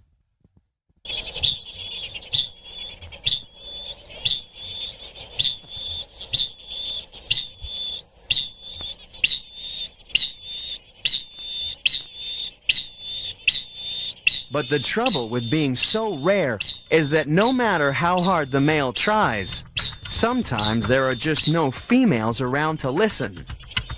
And that's when a male can get a little desperate for love. Gay bird.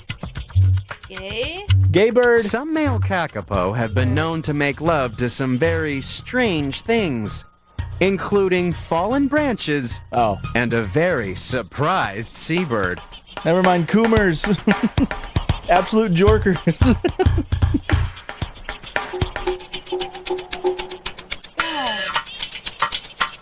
But then, when you're desperate for love, you'll try anything.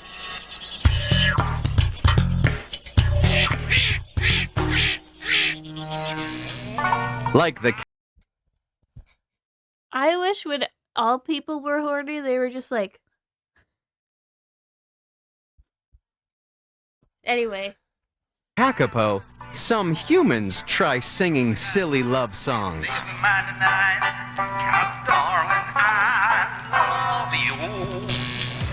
However, some people use pickup lines rather than love songs to get the attention of a stranger.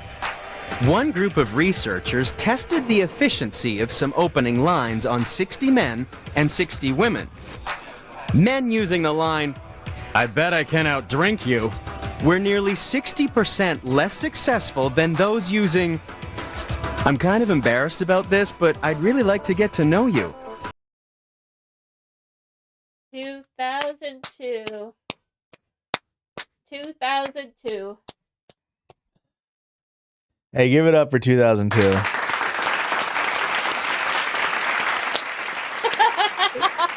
Wow, what a fucking year 2002 was. He presented that was the most interesting study ever fucking conducted. Uh-huh. I bet I can get you drunk. Or I really want to know you on a deeper personal level. It's crazy that worked. It's so crazy. It seems men are less fussy. Women chatting up guys were 100% successful with the opening line, "Hi."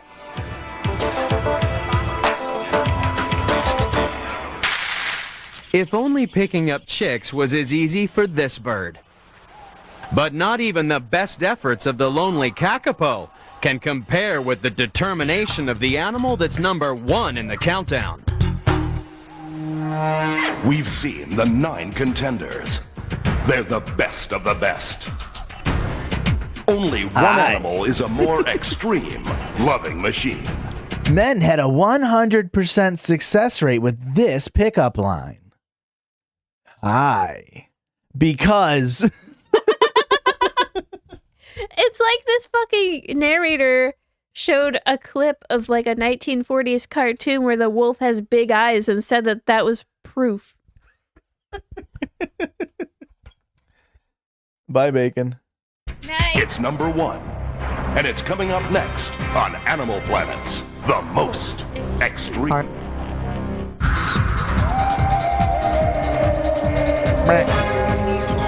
Number 1. Bacon, you gotta see what the number 1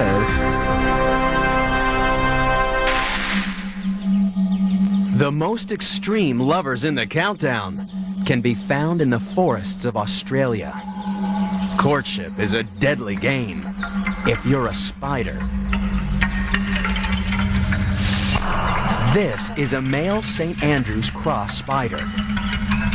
And the love of his life is big, powerful, and hungry. Is this the spider that's Skulltulas are based off of? Am I going crazy? Does that not look like a Skulltula? Oh. What game is that from, babe? From Legend of Zelda? Is this not? It's gotta be. I mean, it looks so much like it. That's scary as fuck. Blake. No.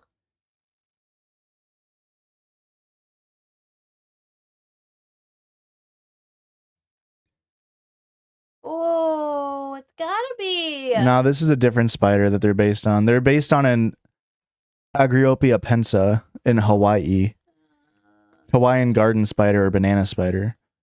Oh. But it's very close. He has to take courtship extremely seriously if he wants to stay alive. Keeping well out of biting distance, he plucks out a love song on the strands of her web. He's going crazy.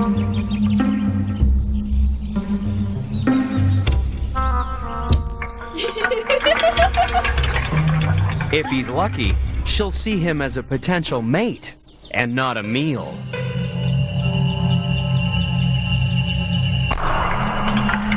It seems to have worked. She's wrapped him in a loving embrace for the moment. But as he mates with her, she's preparing a nasty surprise. She uses that sheet of silk to wrap her food. Male spiders are #1 in the countdown because they risk life and limb for love. This male succeeded and probably thinks himself lucky that he only lost one leg in the process. While most males won't take the extreme risks of the spider, some animals do go a little crazy when they're That's all right, in love. Ari. I just said that. I was just talking about this. I do fear this show is extremely predictable because earlier I made a joke about dudes just wanting to drink beer and watch football, and then he said, "Don't worry, this guy isn't gonna just drink beer and watch football." Praying mantis would have been good.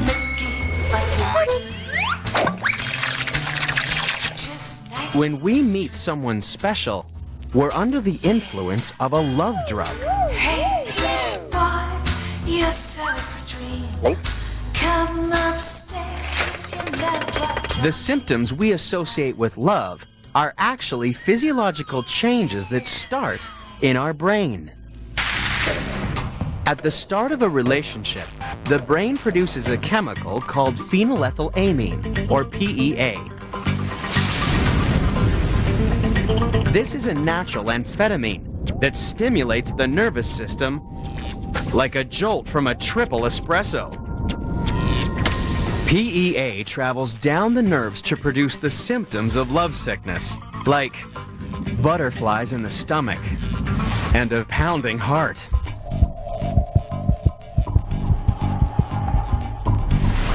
Sweaty palms and the nervous jitters.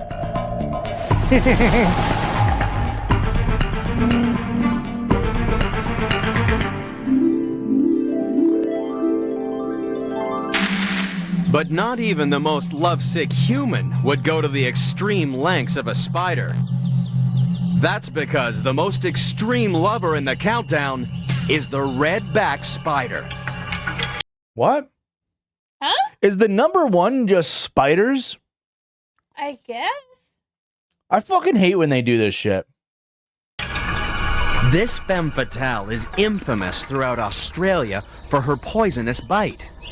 But she holds a deadly attraction for her puny mate. He may be small, but this male is #1 in the countdown because he really puts his life on the line. His courtship begins with an athletic backflip, which puts his bottom right in front of her enormous jaws. This is extreme bravery because the femme fatale's love bite is full of venom. He's using his own body as a distraction so that he can mate with his hungry lover.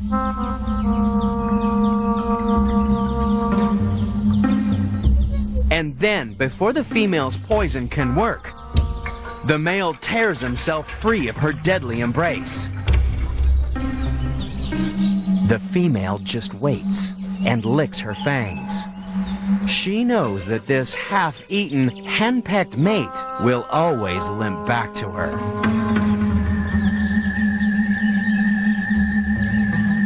He climbs straight back in the saddle and somersaults into position.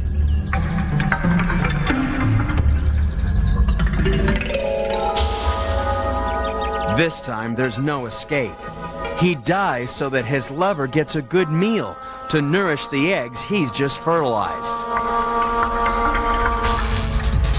No wonder the spider is #1 in our countdown of extreme lovers.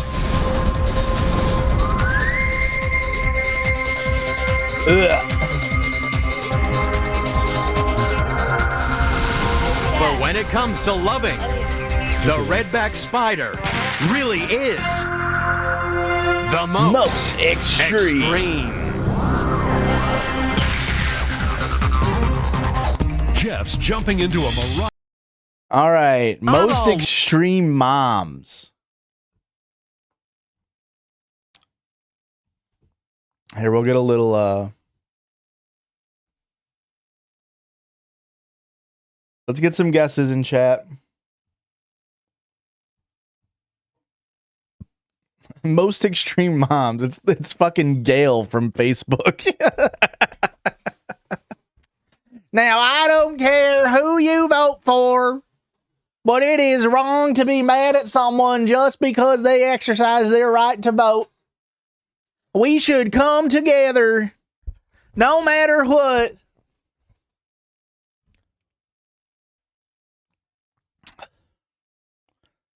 Hamster. We got hamster. What are some insane moms? Extreme moms. I feel like there's going to be some rodents eating its mom. Mom seahorses aren't crazy, are they? Spiders again. Ants. I feel like it's going to be ants or bee for being like the queen. Is a seahorse mom crazy? I know the dad like gets... I know the most extreme dads, the seahorse is on there. Elephants. Elephants is a good one because they're pregnant for so long. Most extreme. Penguins.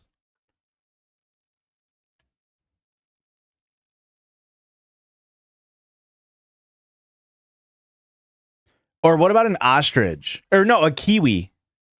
Because the egg is so big inside of it. We could see hyena again because it gives birth through its clit. I think they do... Oh, a cuckoo. I thought I was thinking of the cockapoo or whatever. Charlotte from Charlotte's Web. Something that dies right after it gives birth. Seals.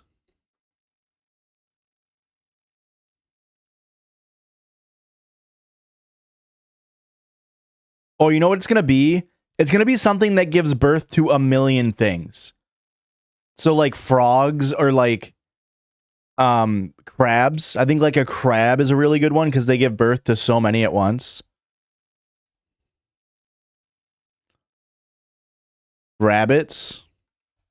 Is that how you spell rabbits? Is it two B's? How the fuck do you spell rabbit? I guess I could look at how you spelled it. That list looks wrong. It's two B's. This still looks wrong.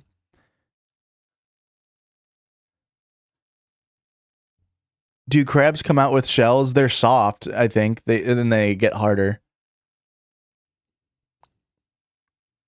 Kangaroo. It's possible. It's possible. All right. These are all of our guesses. Let me see if I can... Let me do something crazy here. What if we did this? Oh, but then every time I click, it's gonna... No, this isn't gonna work.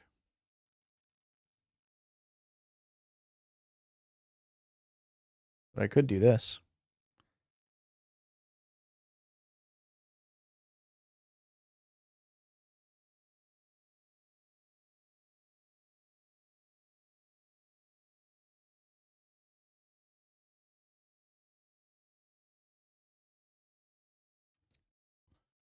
Love and kisses when you're dealing with Mother Nature. We're counting down the top 10 most extreme moms in the animal kingdom and comparing them to our own maternal instincts. Stand by for the mother of all programs. When moms are pushed to the most. Extreme. Earth is a planet of extremes. Extreme places. And extreme animals.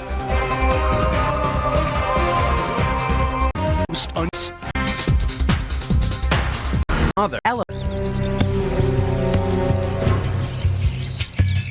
The elephant is an extreme mom. Hey, look at that. An Who said extremely elephant? big mom.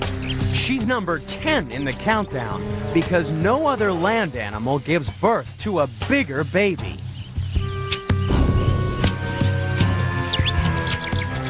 How would you like to be pregnant for a record 22 months? That's an awful lot of morning sickness. After that, even the thought of delivering a 200-pound baby wouldn't seem so bad.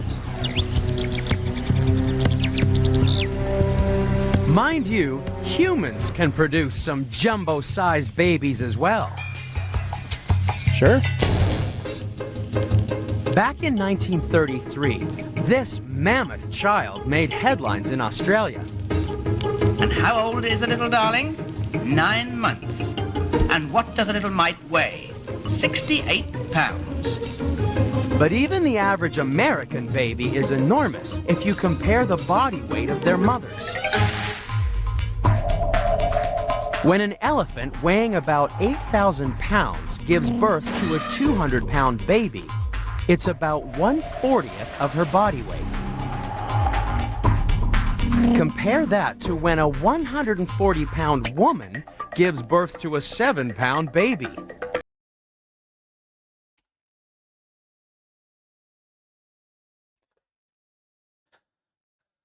The average weight of an American woman over 20 years old is 171 pounds.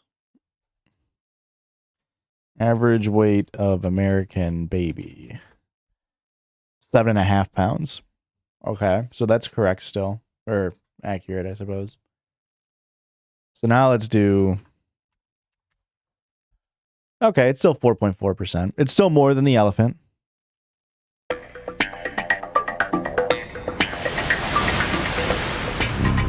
Since that's actually 1/20th of her body weight, a human baby is, relatively speaking, twice the size of a newborn elephant. Which only confirms what every human mom has always suspected.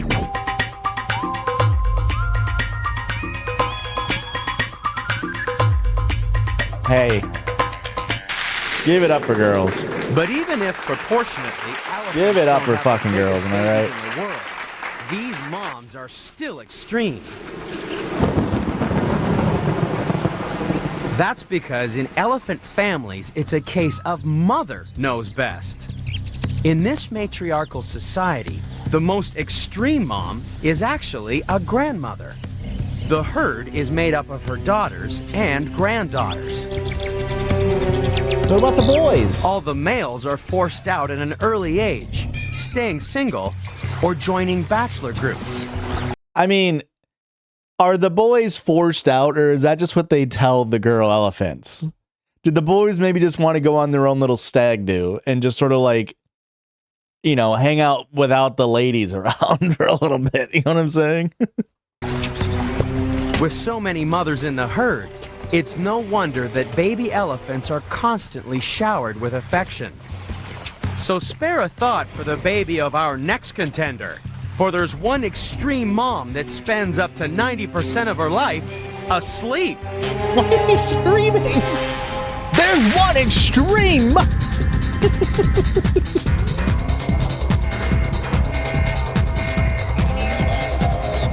Number 9.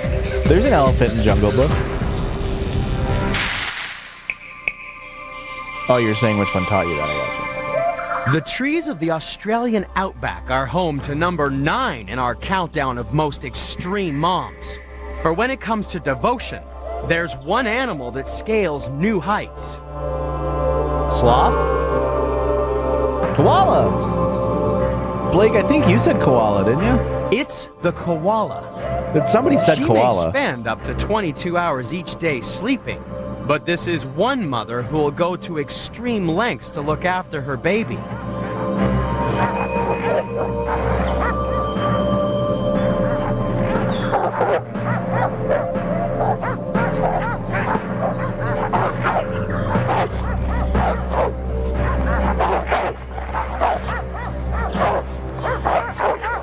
But it's not her climbing ability that makes the koala number 9 in the countdown. It's her extreme digestion that really safeguards her baby. The koala is one of the pickiest eaters in the world. It only eats the highly poisonous leaves of eucalyptus trees. It manages to survive on this deadly diet thanks to a digestive system packed with special bacteria that detoxify the leaves. Koala babies are not born with the bacteria, so koala moms have to pass the bugs on. And they do that by making a tasty treat of bacteria-filled droppings. There it is. That koala's eating the shit. A koala baby may look sweet, but it's got a real potty mouth. No wonder some moms have trouble getting kids to eat their greens.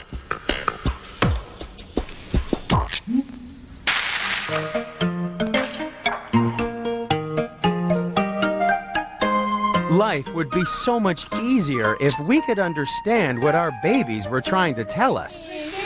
And that's why here in Washington, D.C., these babies have gone to school. They're learning to talk, not with their voices, but their hands. Some of these babies are only 9 months old, and yet they're learning how to communicate with their mothers, thanks to a program called Signing with Kids, run by co-founder Tegan Corradino. Well, we're teaching parents and children how to communicate with each other using American Sign Language. For example, if we teach them to use more instead of waiting until they can articulate more, and the benefit is it eases frustration for everybody. Meet 15-month-old Ivy Mock.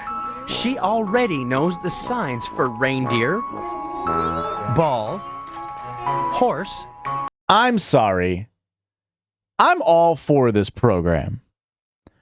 Why the fuck are we teaching the babies the signs for reindeer and horse? I get the concept of like teaching them more. Like this is something that they might use. How often is a baby sitting there and they're crying and you're like, fuck, I can't tell what the fuck this kid wants. What the fuck does this kid want? It's crying. I'm up in 3 in the morning. I can't figure out what to do. And then they go, and you're like, oh, you want a horse.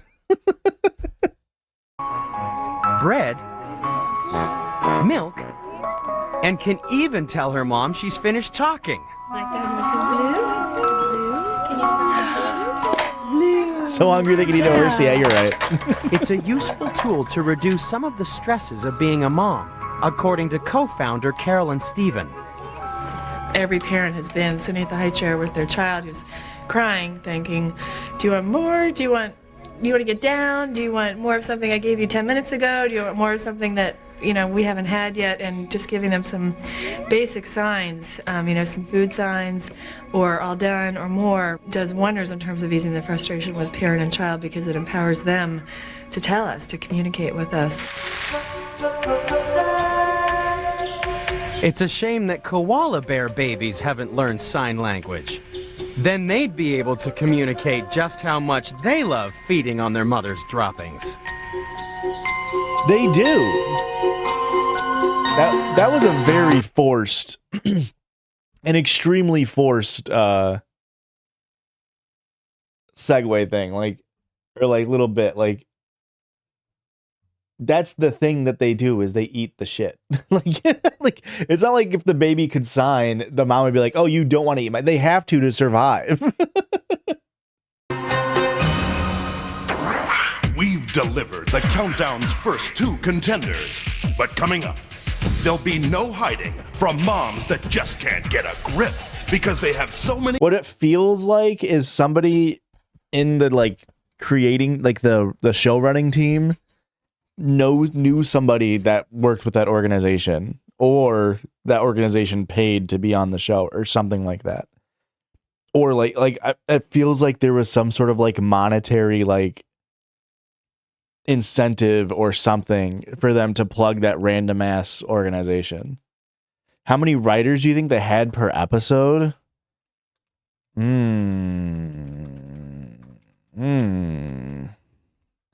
It can't be more than 10. I mean, 10 is a lot, right? It's narrated by Adam Harrington. He's Canadian. What? Maybe I can look it up on IMDb. Writers: Daniel Allen and Ian McGee. 2 for this one episode. Let's see if we can find the writers for this team. Or for this episode. What are we on? Moms?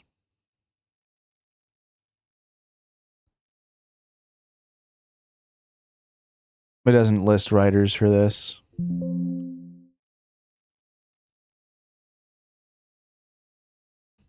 Maybe that's why he pauses so much. He's trying to hide his accent. The script just reminds me of sitcoms where they had way too many writers in a room. Steve Harrington's brother?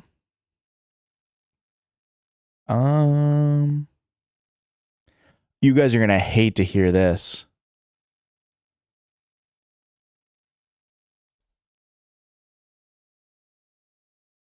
You guys are going to hate to hear this. Is this the same guy?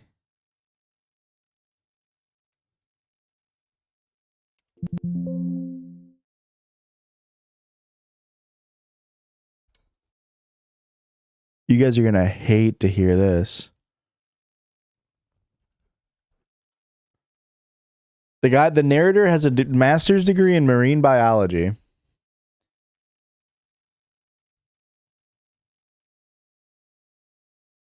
This isn't what you're going to hate to hear. You're going to hate to hear this. He is in the games L.A. Noire, God of War Ragnarok, for portraying Sindri, who's like a really great character. If you've played God of War, the new one, like this character is awesome.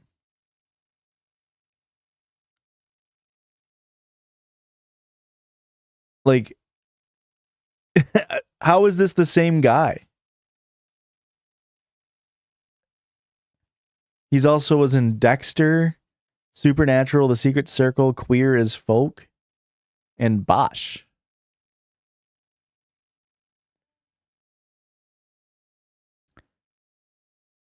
Jagger Cates on General Hospital. He played Cute Guy on Connie and Carla.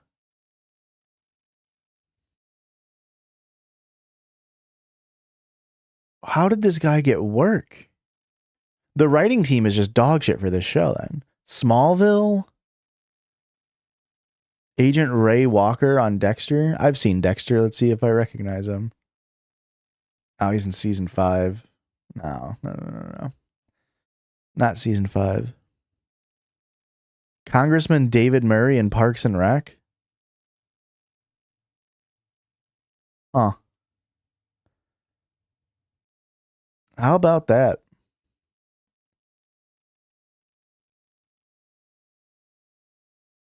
I can't believe he was Sindri.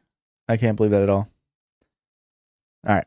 Any children, they just don't know I'm going to go to the bathroom real quick.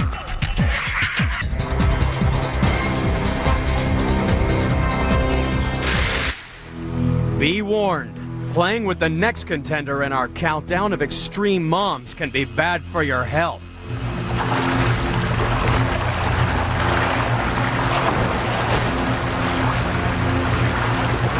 Fighting her way into number 8 in the countdown is the alligator. She's definitely deadly, especially when she's near the compost heap she likes to call a nest.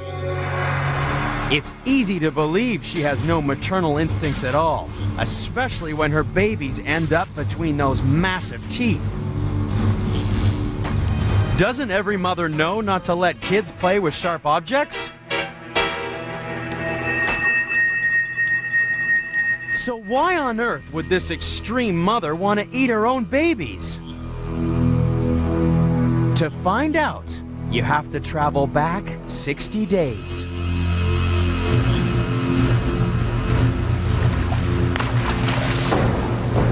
At first glance, a pile of rotting vegetation may seem like a poor excuse for a nest. But it's this decaying compost that creates enough heat to incubate alligator eggs. This extreme mom doesn't have to touch her eggs for 2 months. The only trouble is, she makes quite sure that nobody else touches them either.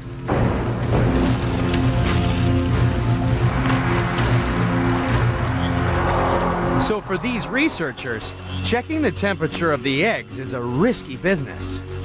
They know if the temperature in the nest is less than 88 degrees, all the eggs will be females. If it's above 91, they'll all be males. For these conservation biologists, life would be so much easier if finding out the sex of the babies was as simple as getting a sonogram. Is this an alligator or a crocodile?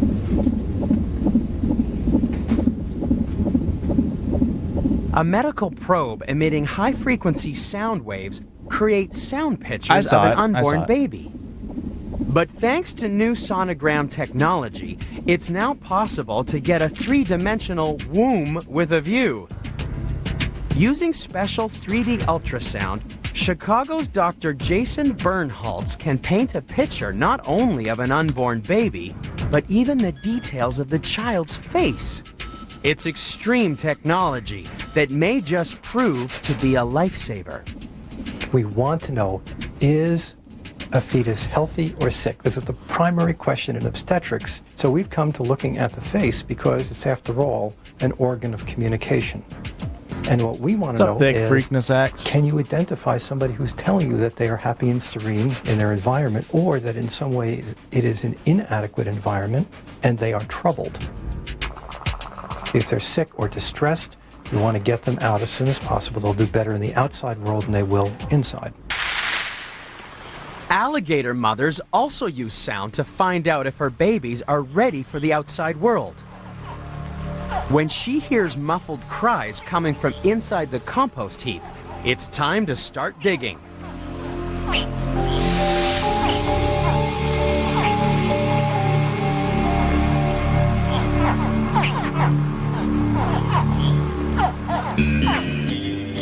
The alligator is number 8 in the countdown because she's not eating her babies.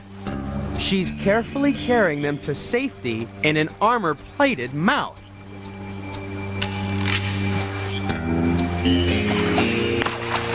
This extreme mom is actually the world's biggest bodyguard. Who said you have to have warm blood to be warm-hearted? No one said that. When it comes to motherly love, there's no doubt that baby alligators are sitting pretty.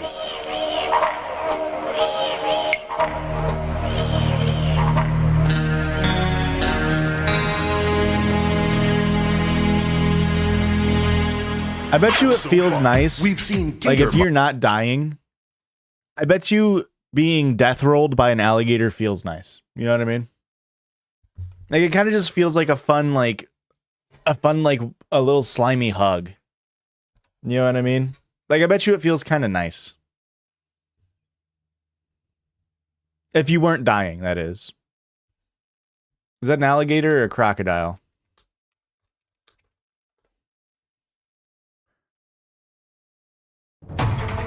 You know what, let me make sure we don't actually see something die here, because I don't want to watch something actually die. Okay, no, this is just in a zoo. I bet you if you weren't dying, that'd be kind of fun.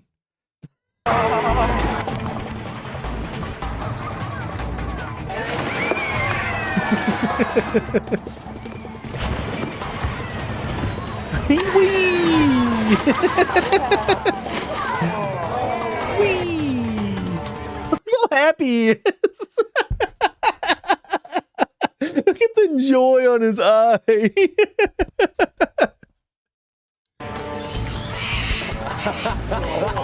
Oh man, they're crazy creatures. Moms getting a real mouthful. And koala moms getting a little rest. But you'll be getting a whole lot more.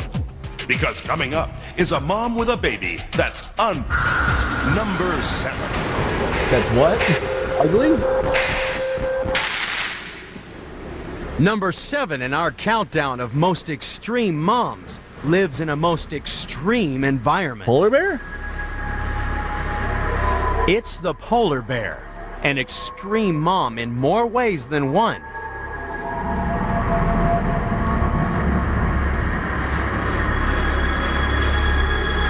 Yeah, they're Just getting extremely pregnant bad. Can be difficult because polar bears are loners. Even finding a mate can be tricky. One male Actually, polar bears live on the North Pole and penguins live on the South Pole, so they weren't close at all. Actually. Was recorded tracking a female's paw prints for more than 60 miles.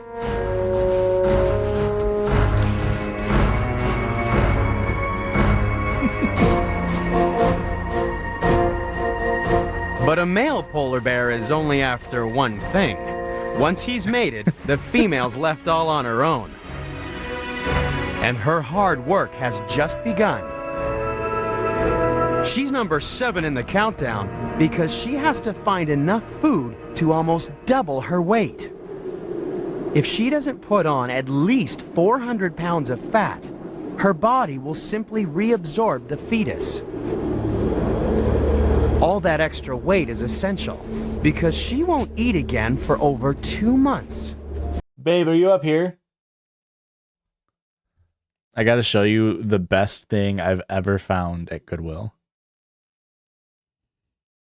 Let me see if I can get Aurora to bring it.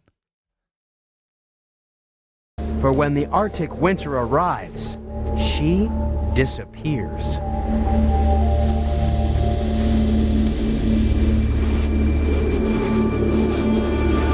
Inside her snow cave, the female falls into a deep sleep. She won't wake up for anything, not even to have a baby. It's a nice trick, so it's no wonder doctors once tried to help women almost sleep through their labor too. Thanks to a cocktail of painkillers, moms became so relaxed that sometimes they couldn't remember anything about the birth of their child. While the deliveries were painless, most moms went on to suffer postnatal depression, so the twilight sleep treatment was abandoned. Giving birth would be so much easier if we were like polar bears. I've always said that. I've always said that.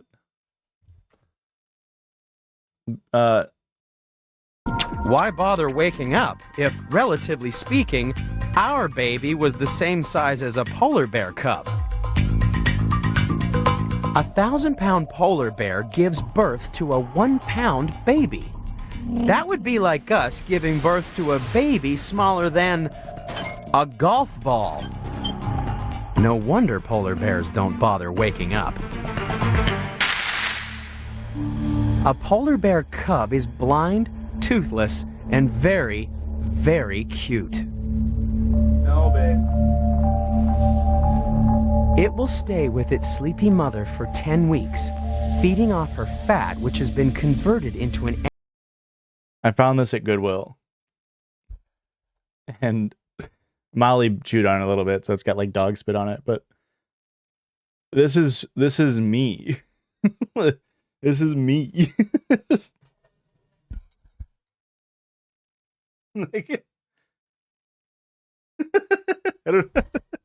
It's so cute. It's so stupid looking. I love this thing so much. Energy-rich milk.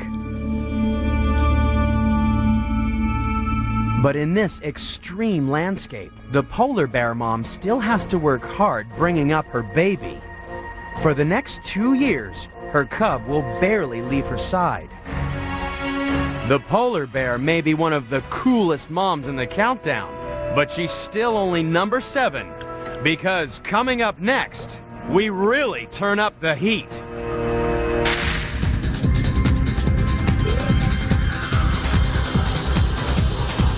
Number 6. We look the same. Is your hair as long as mine?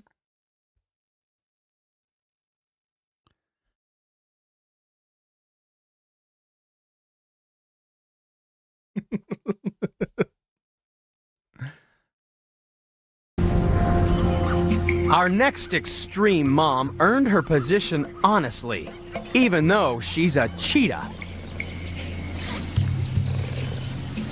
The cheetah is one of the hardest working moms on the African plains because she has up to 6 hungry mouths to feed. I almost said That means like she has cat or dog because of the multiple birth aspect of it. to hunt every day to make enough milk to feed her babies. But believe it or not, that's the easy part. There's no cheetah child care on the plains, and after only 6 weeks, her cubs start helping her hunt. What does horned mean? And it doesn't get any easier when they're teenagers.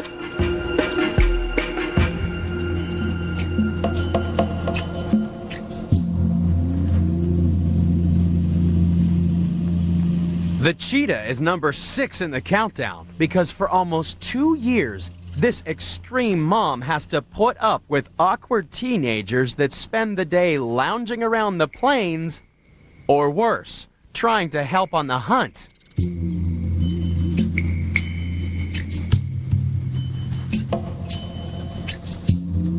The only way the cubs can learn is by watching their mother in action, slowly stalking her victim until she's close enough to unleash her explosive speed.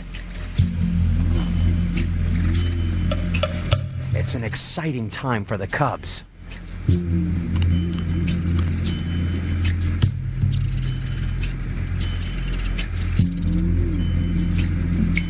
In fact, it's too exciting. Cheetahs are kind of fucked up looking. The way their shoulder blades are. He's broken too soon and blown Mom's cover. One hunt in 6 will end in similar disaster. Because bringing up 4 kids isn't easy, and not just for cheetahs. Meet a most extreme human mom. This year, Kelly Vlahov and her husband will change over 9,000 diapers, make 1,275. What about this cheetah? Do you think this one's kind of ugly? The cheetah from Tarzan that's specifically in the deep jungle world from Kingdom Hearts. This is a jaguar?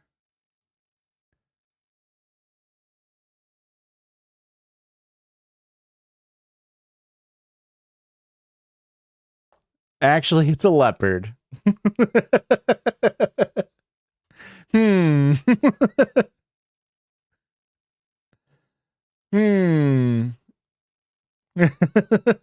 Lunches and give 1,040 goodnight kisses. That's what do you Kelly mean jaguars or leopards? The big cats are so fucked up. I like it's fucked up. What do you mean jaguar? What do you mean leopards or cheetahs? What do you mean leopards or cheetahs? Are leopards actually cheetahs? No, a leopard is not a cheetah. Are jaguars leopards? No, jaguars and leopards are 2 different species. Are any big cats other big cats? Genus Panthera. Tiger, lion, jaguar, leopard, and snow leopard, as well as the non-pantherine cheetah and cougar. Oh, they're not even from the same genus.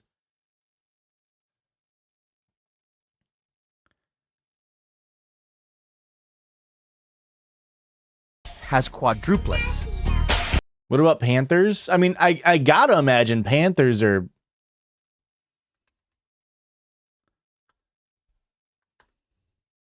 I gotta imagine panthers are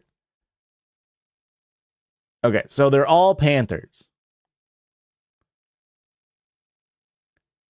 A jaguar is a Panthera onca. A leopard is a Panthera pardus. And a black panther is just a name for a phenotypic genetic variant that forms the black leopard or jaguar. And then there's a Florida panther, which is a cougar.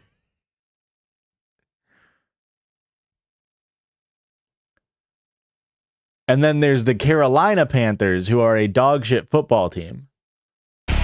In America today, the chances of a pregnant woman having a multiple birth have never been higher, thanks to the growing use of assisted reproductive techniques.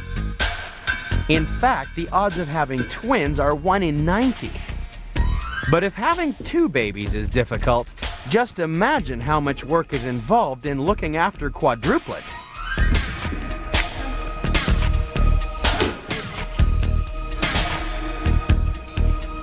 The hardest thing is just that your day is so constant. There's never a break. There's always something that needs to be done, you know, whether it's tending to them directly, getting them, you know, their food, drink, changing diapers, clothing.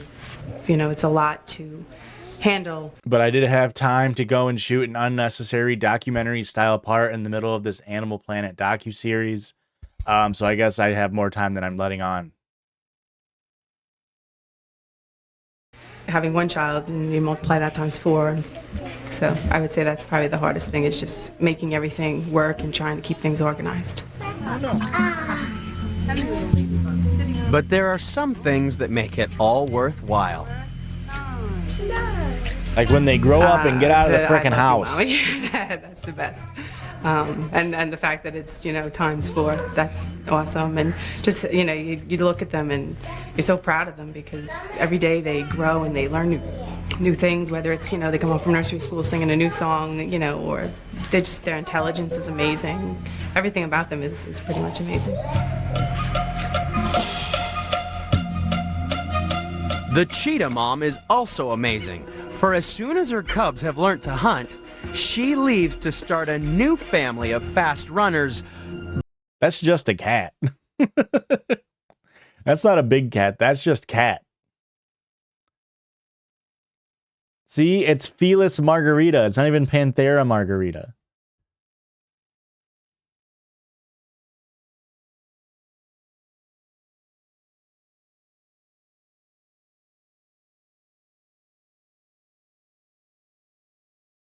Cheetah, domestic cat, jaguarundi, ocelot, margay.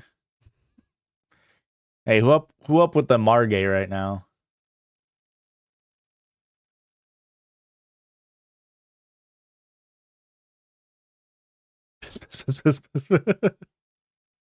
Leopardus, leopardus. Look at this guy. What does this guy do?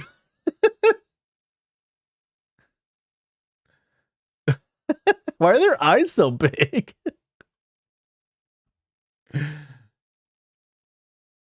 But slow learners. While the cheetah is living proof that a mother's work is never done, she's still only number 6 in the countdown. For coming up is an extreme mom that builds 30,000 beds in That's her not lifetime. even a cat. And a mother that spends 2 months locked. This isn't even like a feline. This is like from the musical Cats. What's up with their tear ducts?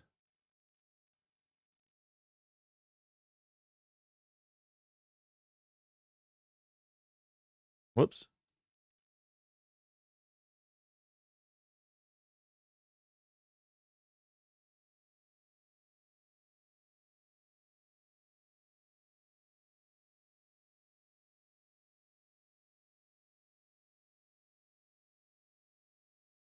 Oh my god, this thing. I want to buy this for Aurora's dad so bad.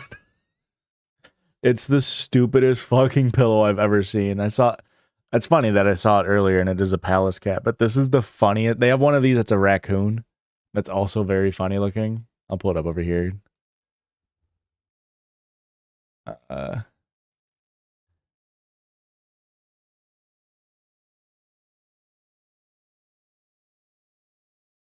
There we go.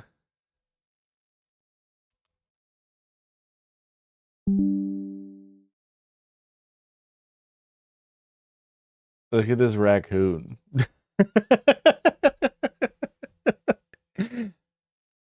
It's so stupid.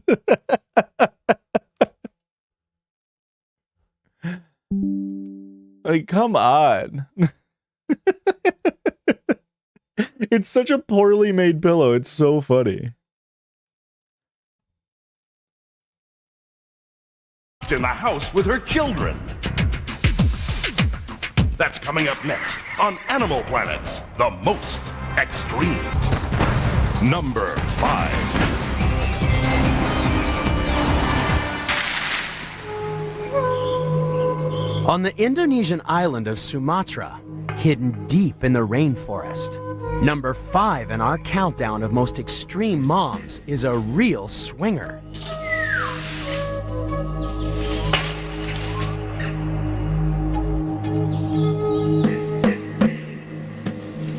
Meet the orangutan. The orangutan. For the ultimate high-rise mom spends her entire life far above the dangers on the forest floor. They go to space and make citrus-based drinks for children in the 90s. Hey, all my 90s heads will love that one.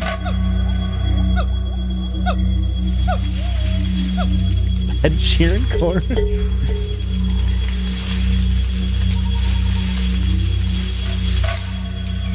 But hanging around in trees isn't easy, because this mom's the ultimate homemaker. For just like a human mother, there's always work to be done around the house. Any way you look at it, women's work is not for sissies. Even an efficiency expert would be staggered by the amount of chasing around and indoor road work that the little woman takes as a matter of course. Each trip upstairs is the equivalent of lifting her own weight 12 feet. And at the rate of 20 trips a day, that's lifting about 12 tons of weight. Who said weaker sex? Imagine if moms were paid for all the jobs they carry out every day. Your average mom has to be a child care worker, recreation worker, chef, food service worker, property manager, housekeeper, animal caretaker, registered nurse, management analyst, computer systems analyst, financial manager, driver, school principal, psychologist, general office clerk, and social worker, all rolled into one. It's been estimated that if moms were paid for everything they did in a day's work, it would add up to an annual salary of over $500,000.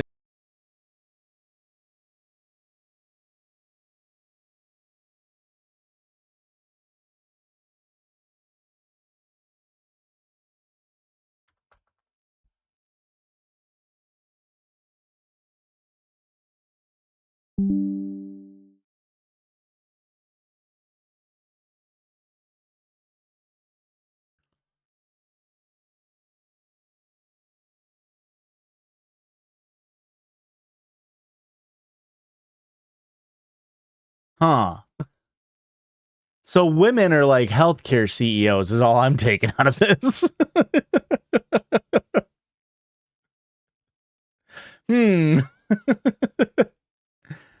Oh.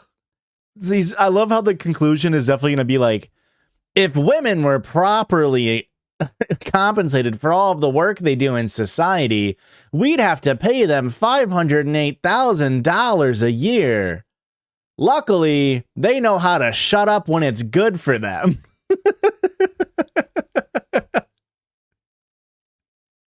In dollars.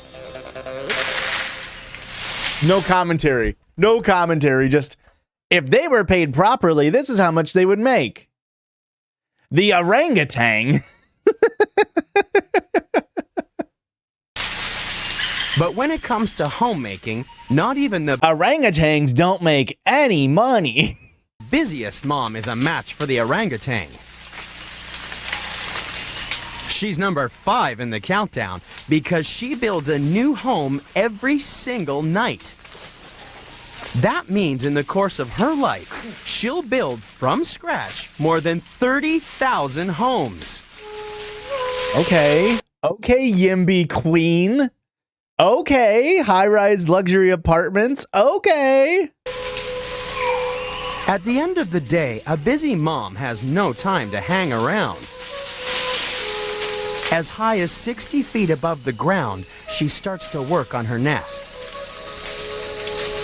By bending over branches, she makes a firm base and then tucks in the smaller twigs to make a springy mattress. The finished sleeping platform is so safe that this extreme mom can finally take the weight off her arms and spend some quality time with her baby.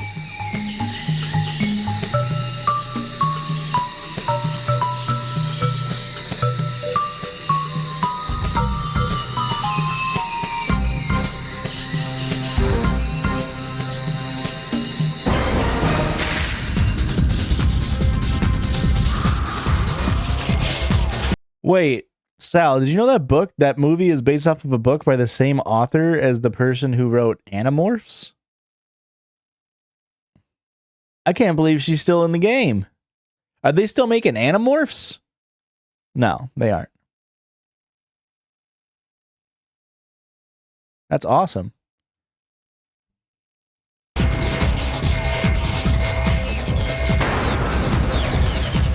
That's crazy. Hey, give it up for girls. Give it up for K.A. Applegate. Absolutely making books. The island of Sulawesi in Southeast Asia is home to the most extreme stay-at-home mom on the planet. Few mothers spend more time literally stuck in the house than the animal that sealed its position at number 4 in the countdown. Welcome to the world of the female red-knobbed hornbill. For 2 months, this devoted mom will be imprisoned on her nest inside the trunk of a hollow tree. But there's a good reason. I can't believe none of you guessed the red-knobbed hornbill. I mean, seriously. For her confinement. Sulawesi may look like a peaceful paradise for a nesting hornbill, but the local monitor lizards are much more than just social climbers. So to keep out hungry neighbors, the hornbill mom seals herself inside a hollow tree. She's number 4 in the countdown because her building material is made from her own droppings. It sets like smelly concrete, leaving only a tiny window to the outside world, where her mate is having a lovely time, roaming around and stuffing himself full of fruit.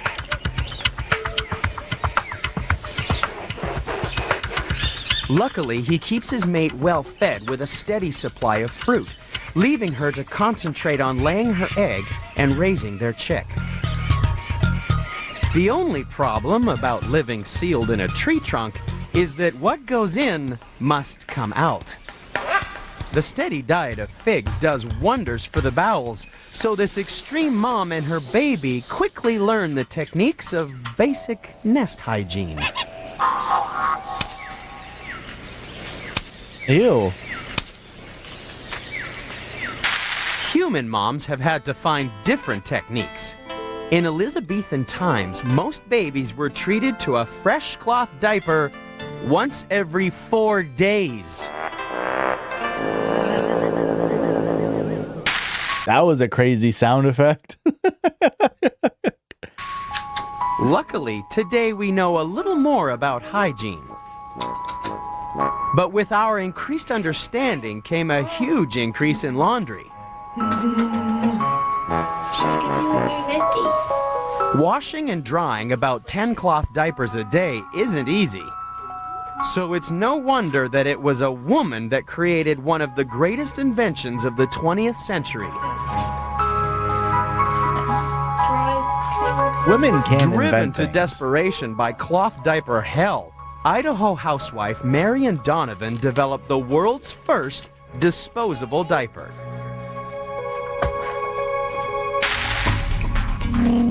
Disposable. So Marion Donovan is kind of a bad person, right? For leading to the I don't know, incessant growth of our waste.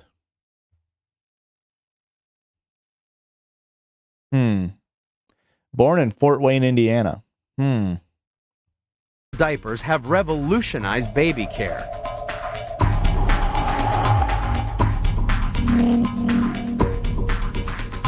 Now they're so popular that the average baby goes through an impressive 3,000 diapers a year.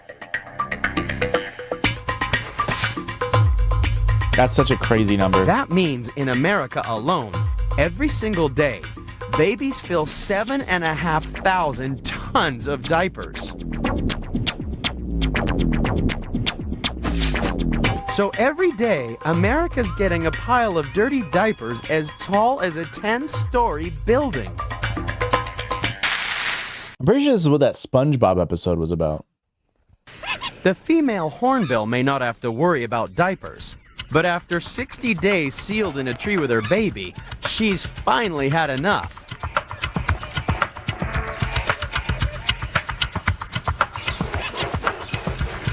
The chick will stay in the nest, but for now, this doting mom finally gets to spread her wings and fly the coop.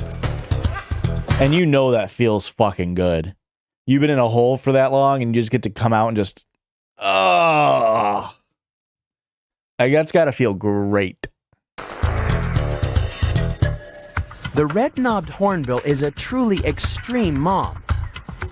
After all, can you imagine spending 2 months sealed in a small room with your kids? We've seen moms who can't wait for bills to arrive, while others go ape over beds.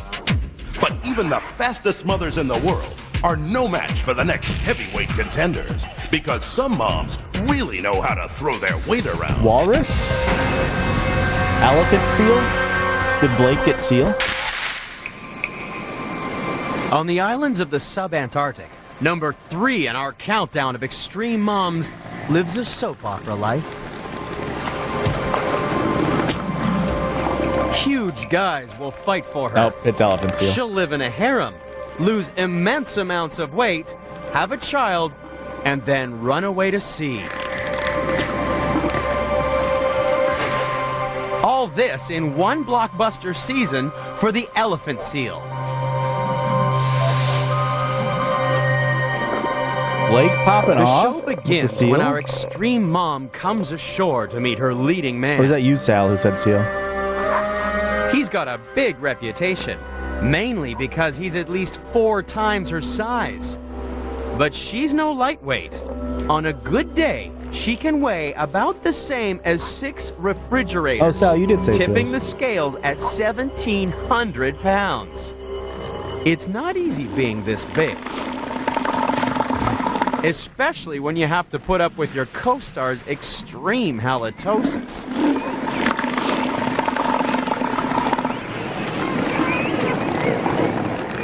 For this extreme mom, life really is a beach. All this lying around may look easy, but how would you like to be pregnant for 11 months of every year? I wouldn't. That's 11 months of having to eat for 2 pounds of blubber, that is. She needs to put on a couple of pounds every day so that she'll get big enough to play the part of mother to her pup. Such extreme weight gain doesn't worry these big mamas, unlike some humans. For some pregnant mothers, it's a big concern. Enjoy your food, but don't overeat. Unless you are careful, you will become needlessly overweight. Although pregnant women may feel the size of elephant seals, on average they'll only gain around 30 pounds during pregnancy. And about 20 pounds of that extra weight is lost in the first month after having the baby. But that's nothing compared to an elephant seal mom. She's number 3 in the countdown because in the month after having her pup, she loses a third of her body weight. She she loses a third of her body weight. That's nearly 600 pounds. All that fat she put on before the birth gets converted into milk. Lots of milk. She loses 20 pounds every day that she feeds her pup. That's because elephant seal milk has 15 times as much fat in it as human breast milk, and about 25 times more fat than cow milk. But then cows are more interested in quantity than quality. A commercial dairy cow yields about 31 pints of milk a day. It would take 25 nursing human mothers to produce as much milk as a single dairy cow.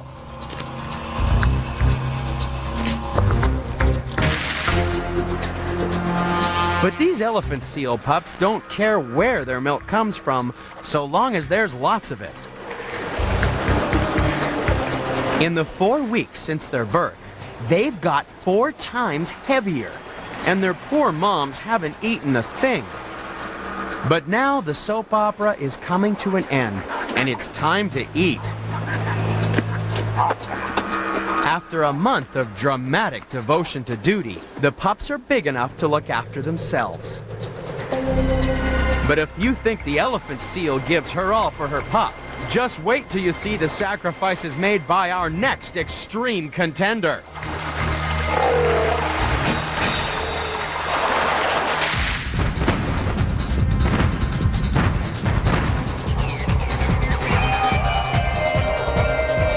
I mean, this music rocks.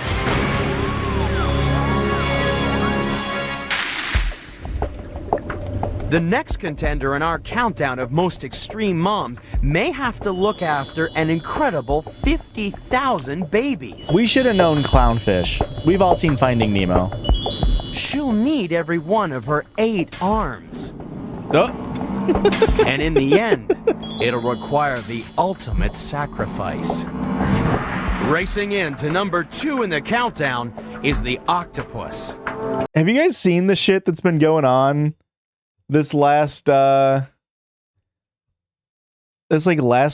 or so? I think it was like 2 or 3 days ago. Let's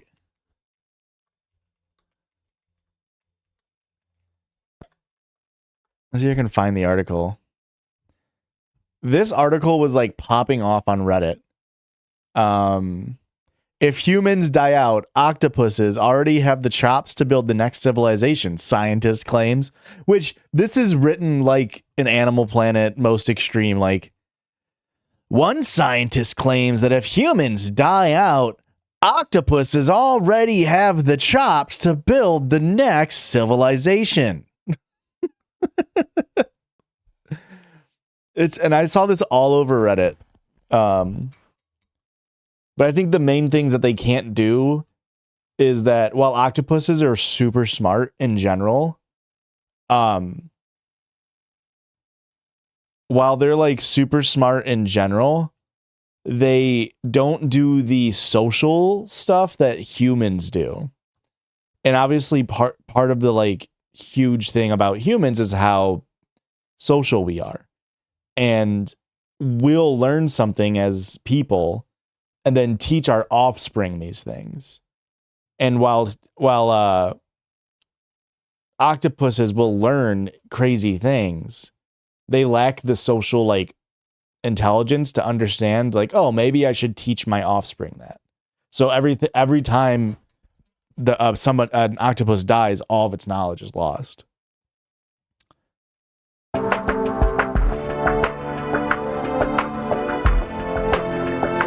She lives her life at a furious pace, mainly because she has to pack everything into one short year. Going from egg to adult in only also, they don't live super long. 12 months means eating a lot. And finally, she has to find a secure place where she can lay eggs of her own, away from the ever-menacing cod. Goddamn cod. She looks for a lair that she can easily defend, because the cod is never far behind.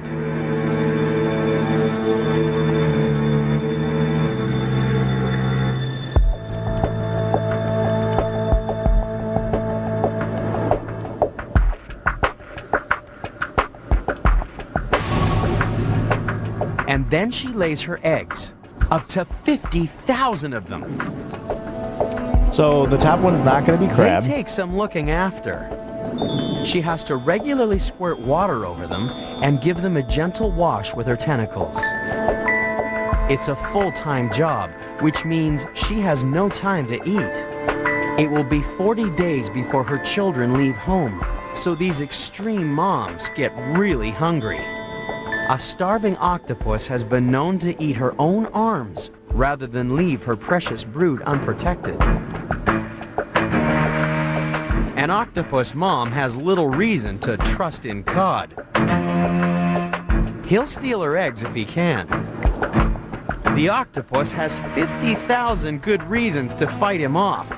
But back in the 30s, some extreme human mothers had 500,000 reasons to make babies. They hang their eggs by meticulously attaching them to a solid surface when they're done, usually the roof or walls, using a sticky secretion produced by their body, effectively creating long string-like strands of eggs called festoons that are carefully braided together with their suckers, essentially hanging them in place. I gotta see a video of that.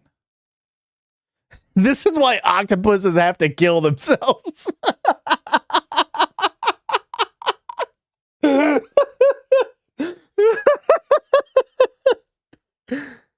Oh my god. Octopus reproduction.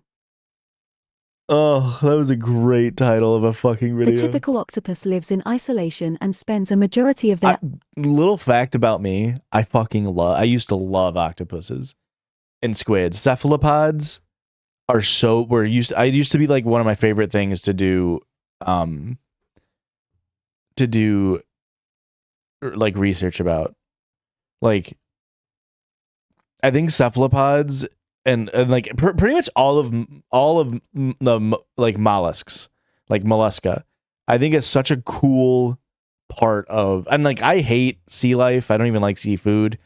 But I just think octopuses are so interesting. Adult life searching for a companion. Once a male octopus finds a companion, they will use a modified arm, called the hectocotylus, to mate with the female octopus, a sad one, consume the male octopus as her last source of nutrient before entering a prolonged to lay her eggs, which are weaved together and normally hung from the undersides of a rock. The mother will diligently... No, I want to see it. Octopus laying eggs. I want to see this. Okay, we don't need the audio for this.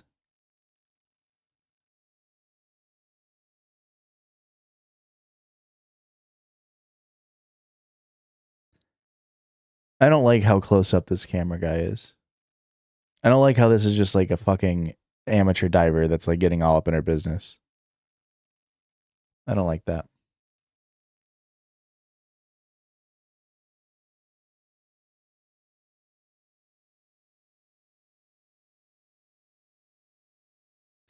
How does this video not exist?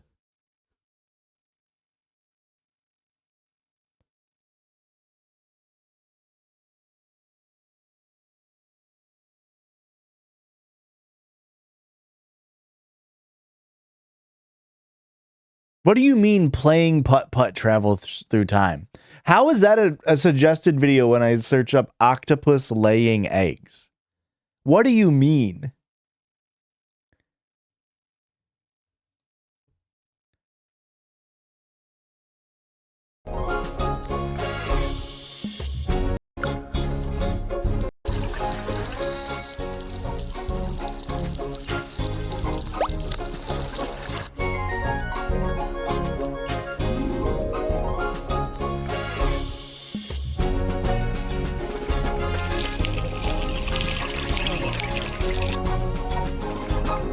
God, they're such interesting creatures. When eccentric Canadian lawyer Charles Miller wanted to see just what extreme things people would do for money, he left $500,000 in his will to the Toronto woman who had the most babies in the 10 years following his death. That's so fucked up. What an evil person. A decade later, and 4 families had tied for first place with 9 children each. Well, my husband and I are going to travel and take things easy. But meanwhile, 100 and more children have come into the world under the will. And the Canadian courts have the problem of dividing the money or invalidating the will as degrading under the Canadian standard of public morals. Are we surprised that he has a fucking Hitler stash? What year was this? Extreme human mothers, Canadian lawyer, million reasons to make babies.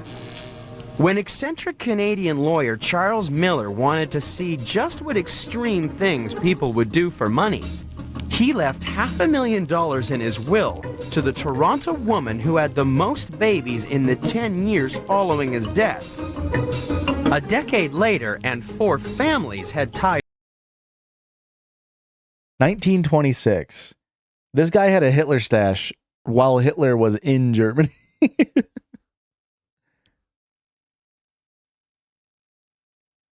How did he get his money?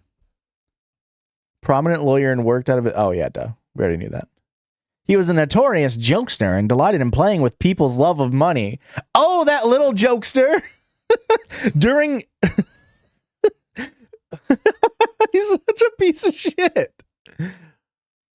After a successful career as a lawyer, a racing stable owner, and a president of a brewery, he died suddenly at his desk while meeting with a few associates. Oh, sure. He just happened to die.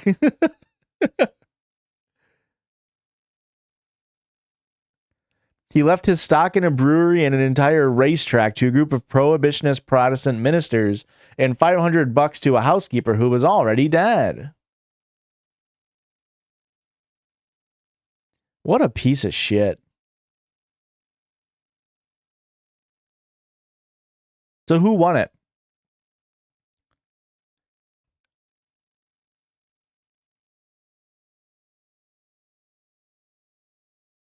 Some women tried to claim births that weren't officially registered, as well as babies fathered by men that weren't their husbands. Gasp! Did stillbirths count? What about children born to unmarried mothers? Did those living in the area around Toronto qualify?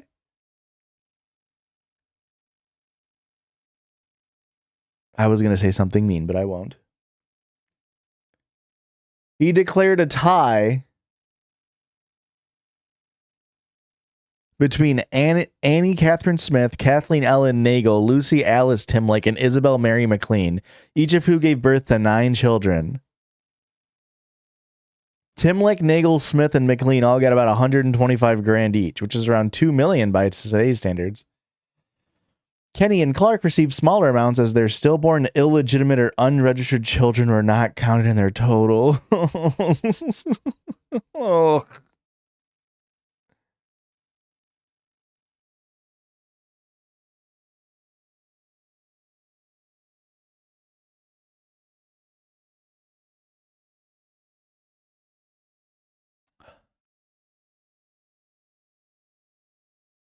Well, they put this picture of, here's John William Carter, a 50-year-old West Indian father of the first family of color to enter the Stork Derby.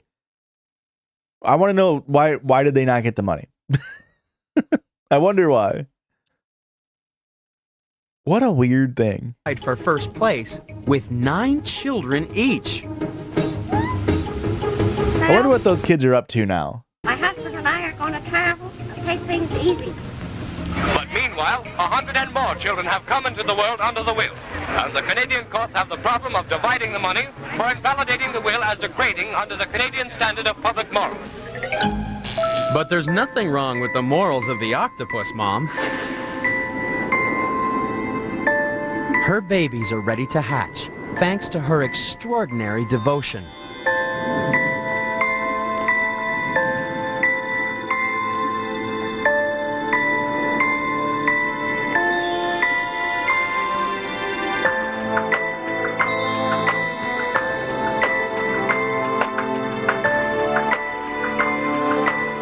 But this is one mother who will never suffer from the empty nest syndrome. She's number 2 in the countdown because there's a price to pay for all her hard work. She may have lost her babies, but her old enemies are back. And because she's completely exhausted, she no longer has the strength to fight them off. Mothering contenders.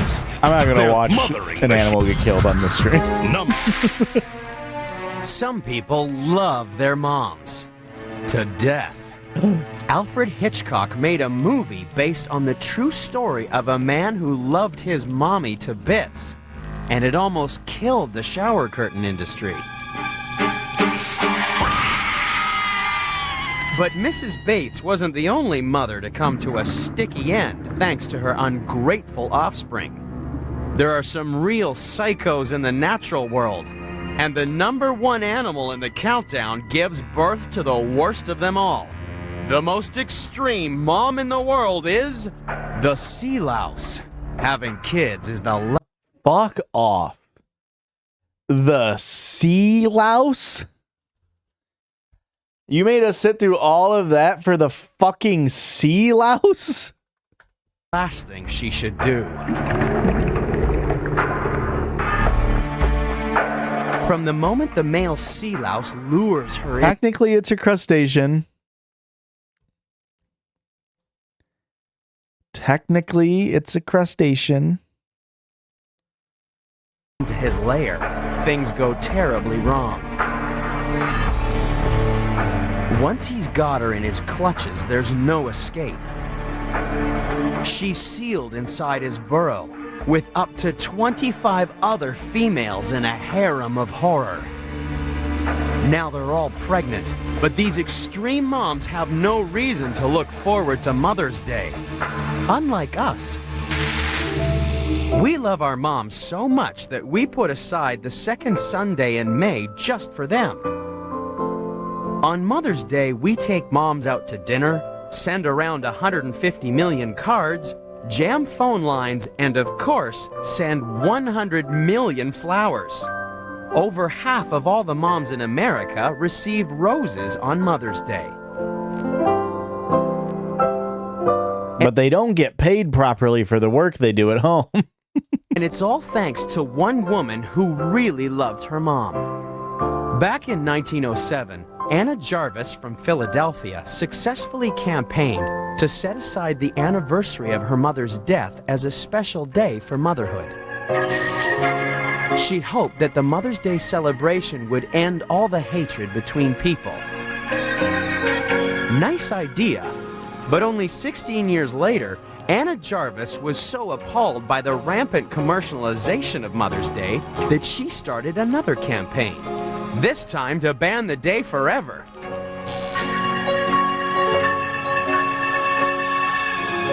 And Mother Sea Louse would definitely agree. She's #1 in the countdown because dozens of her psycho children have been eating her from the inside out. She dies as the withered husk of her body splits apart, unleashing her brood of little Norman Bateses into an unsuspecting ocean. Ew. This extraordinary mother has made the ultimate sacrifice for her children. So there can be no doubt that when it comes to motherhood, the female sea louse really is the most extreme. I was reading about Anna Jarvis, and this is where she was buried next to her mother, sister, and brother. And I saw this, and I assumed it was a Welsh city, but it's just in Pennsylvania, which I think is crazy that there's a. This is definitely Welsh, right? That's like the most Welsh-looking name I've ever seen. The Welsh tract of Pennsylvania.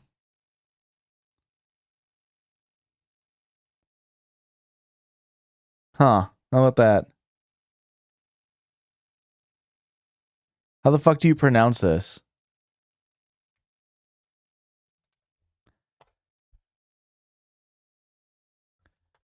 Welsh is such a crazy, crazy language.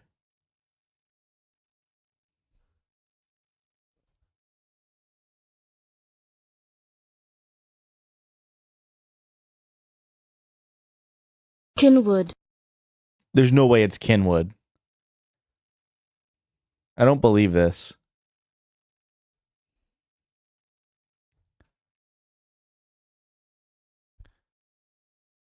Well.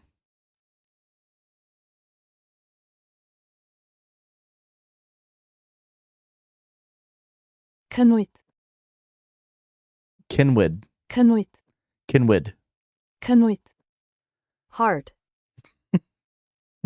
Heart. Okay. Kenwood. Welsh is crazy.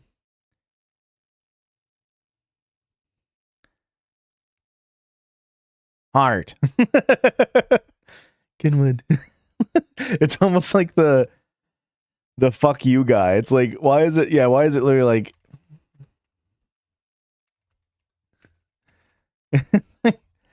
This is how you speak American English. Dyma sut rydych chi'n siarad Saesneg American. like, why do they try so hard with the Welsh one and then English is so bad? This is how you speak American English. Dyma sut rydych chi'n siarad Saesneg American. Heart. What an asshole. Why are you putting the fucking answers in the...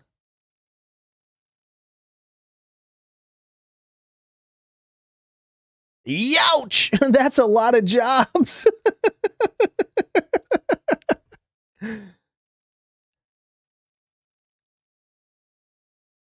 This person's also uploading... What are we... Is this original art? No.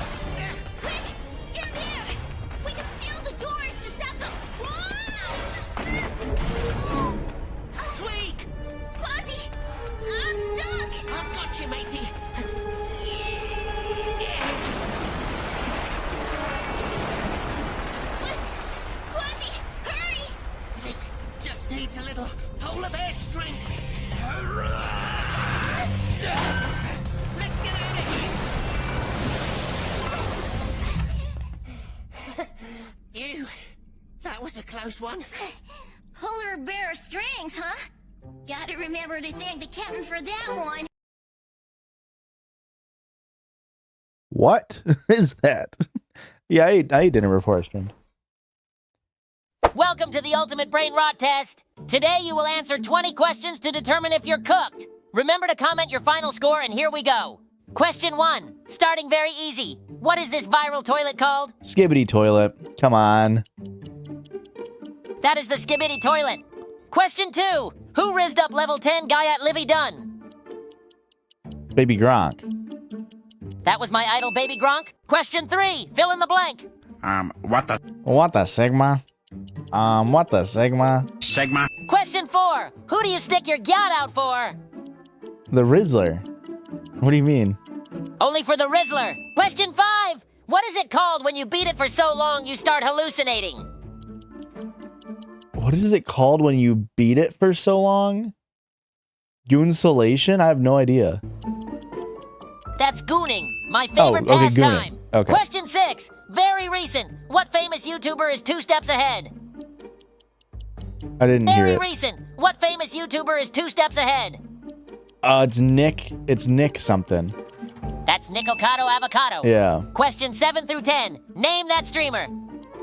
Kai Cenat, Queso, Jinxie. I can't remember this guy's name. If you got them all, you're probably on Twitch too much. Question 11. Who is this viral internet sensation from 2021? I don't know. That is Quandale Dingle. Oh. Question 12. What streamer takes Kai Cenat's food? I mean, we all know this. Everybody say it on 3. 1, 2, 3, Phantom. That's Big Boy Phantom. Question 13. What song was played at the TikTok Riz party? I don't know. I don't know much TikTok Riz party. That was Carnival. 14th question. Who is known globally as the Rizzler? That is none other than Duke Dennis. Question 15. What is the art of stretching your Johnson? Joking. Everybody knows this. Everybody knows this. That is joking. Don't do it by the way it doesn't work, and don't ask how I know. Question 17 to 20. Name that TikToker. I don't know any of their names other than Haley Welch, Hawk Tua. I don't know who this first one is. I know this guy. This guy's funny. This guy's very funny. I don't know his name. I think he's not that funny, if I'm being for real. Getting all of these is low-key crazy. The final 5 questions will be rapid fire. Question 21. What is it called when you look drastically better than someone next to you? Question Your looks 22. maxing or mogging. What is a highly independent dude called? Sigma. Question 23. Who does everyone want to work with? Question 24. know. What do you need to get mad hoes? I don't And know. your final question. What should you do right now? Like the video and subscribe. No way you get all of them that quick. Oh. No, I've never played. I've played Fortnite one time. We'll end the stream off with me taking the RADS-R test, which is a test to determine potential autism. A total RADS-R test of 65 or higher.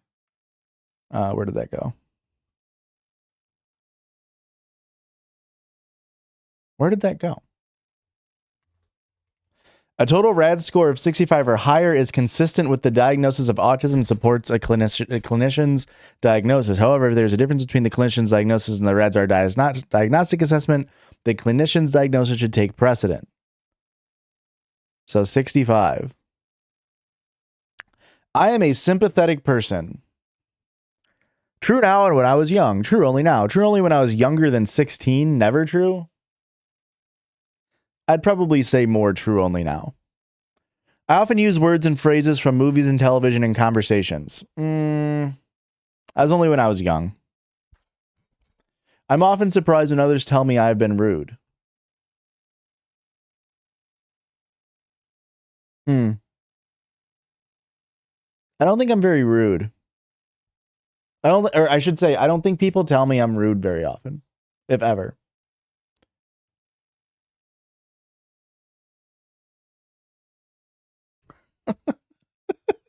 Everybody knows autistic people only drink Soylent. Everybody knows that.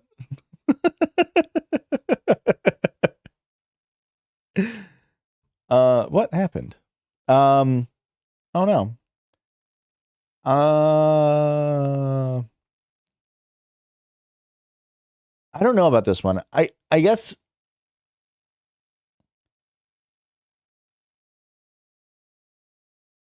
guess true now and when I was young, because I feel like if somebody tells me I was rude, I'd feel like I would know that, because I don't think I'm rude very often. Sometimes I talk too loudly or too softly. No. I don't often know how to act in social situations. That's always true.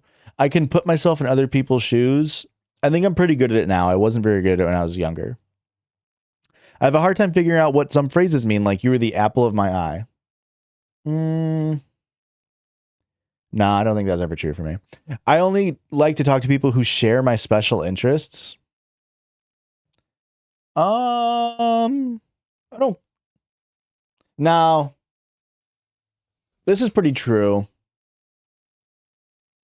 Like if I meet someone and I'm supposed to talk to them, I don't know what to talk about, because if they don't like the things that I like, I flounder. I focus on details rather than the overall idea. That's not true. It's actually kind of true for me. I always notice how food feels in my mouth. That's more important to me than how it tastes. I eat very fast, so I don't really pay attention to this kind of stuff. Are there foods I don't like because of texture? Mushrooms. I think that's true. Time to watch Sopranos. What the hell? This is The Sopranos. I miss my best friends or family when we were apart for a long time. I don't think that's ever really been true for me. Sometimes I offend others by saying what I am thinking, even if I don't mean to. I did that a lot when I was younger, for sure. I only like to think and talk about a few things that interest me.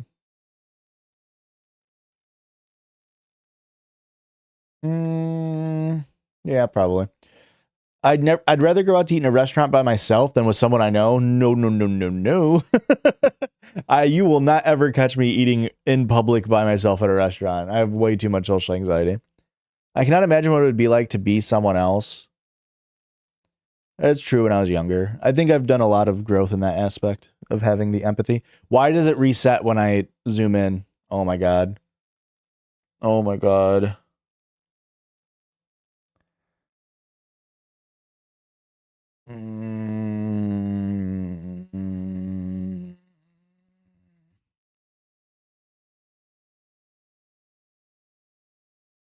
This is insane. Why did it do this to me? I'm the most persecuted person on the planet.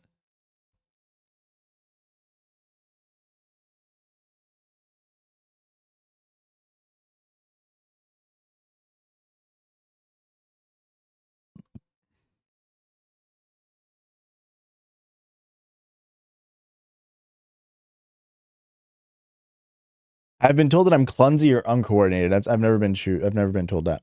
Others consider me odd or different. I don't think it was ever. That's actually was true when I was young. That's actually very true when I was young.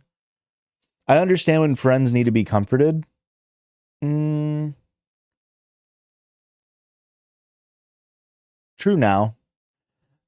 I'm very sensitive to the way my clothes feel when I touch them, how they feel. Oh, this is very true for me. It's definitely true now. I don't think I had this issue as a kid, but that's why I wear the same clothes all the time. I like to copy the way certain people speak and act. I love doing this. I've always loved doing impressions. I know there's like a bit on the podcast that I suck at impressions and stuff, but I love noticing things in people and the way people act and walk and move and stuff. Like it's part of the reason why I make fun of Christian, or not really make fun of, but I talk about Christian and the way he goes like that. The heebie-jeebies, yeah. It can be very intimidating for me to talk to more than one person at the same time. What do you mean talk to?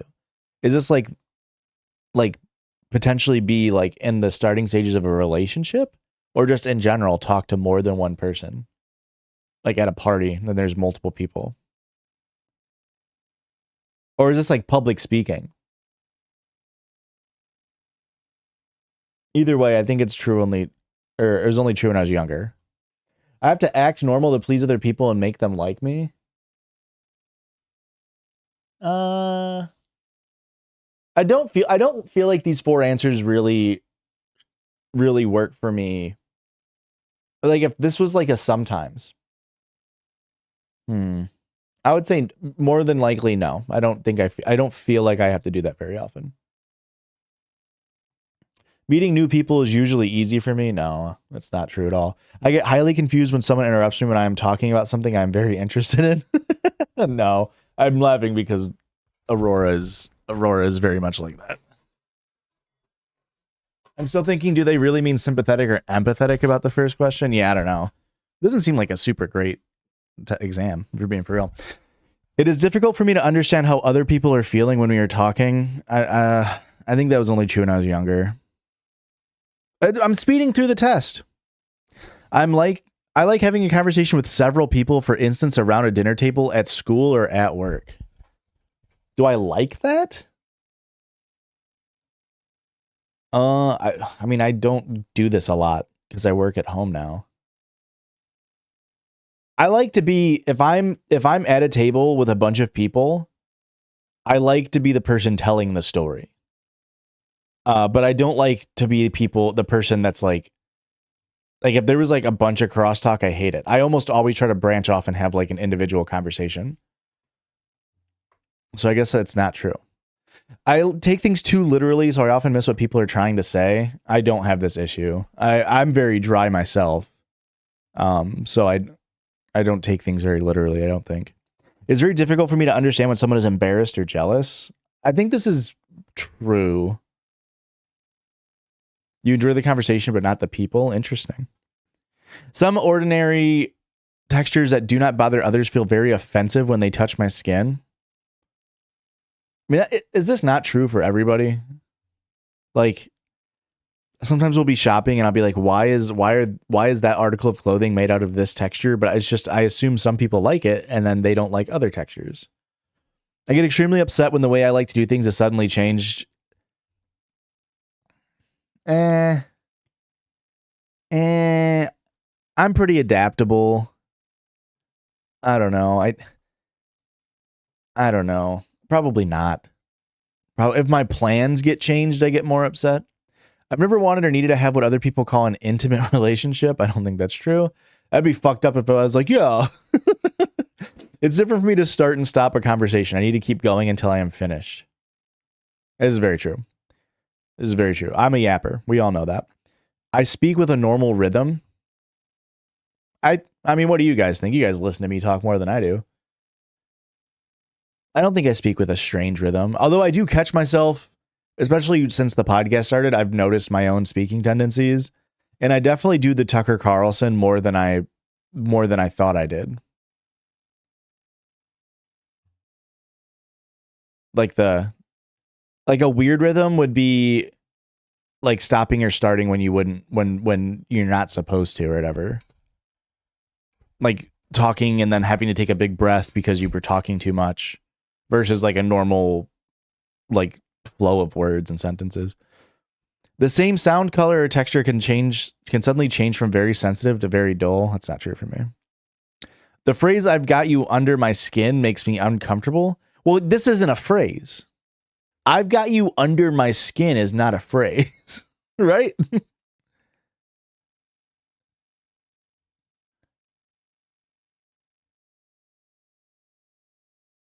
Huh. You get under my skin is a term. And then "I've got you under my thumb." I've never heard that phrase before. I don't think that makes me feel uncomfortable, more confused. Sometimes the sound of a word or a high-pitched noise can be painful to my ears. I don't think sound of a word and a high-pitched noise should be in the same question. Because high-pitched noise will make me be like, ow. But sound of a word doesn't.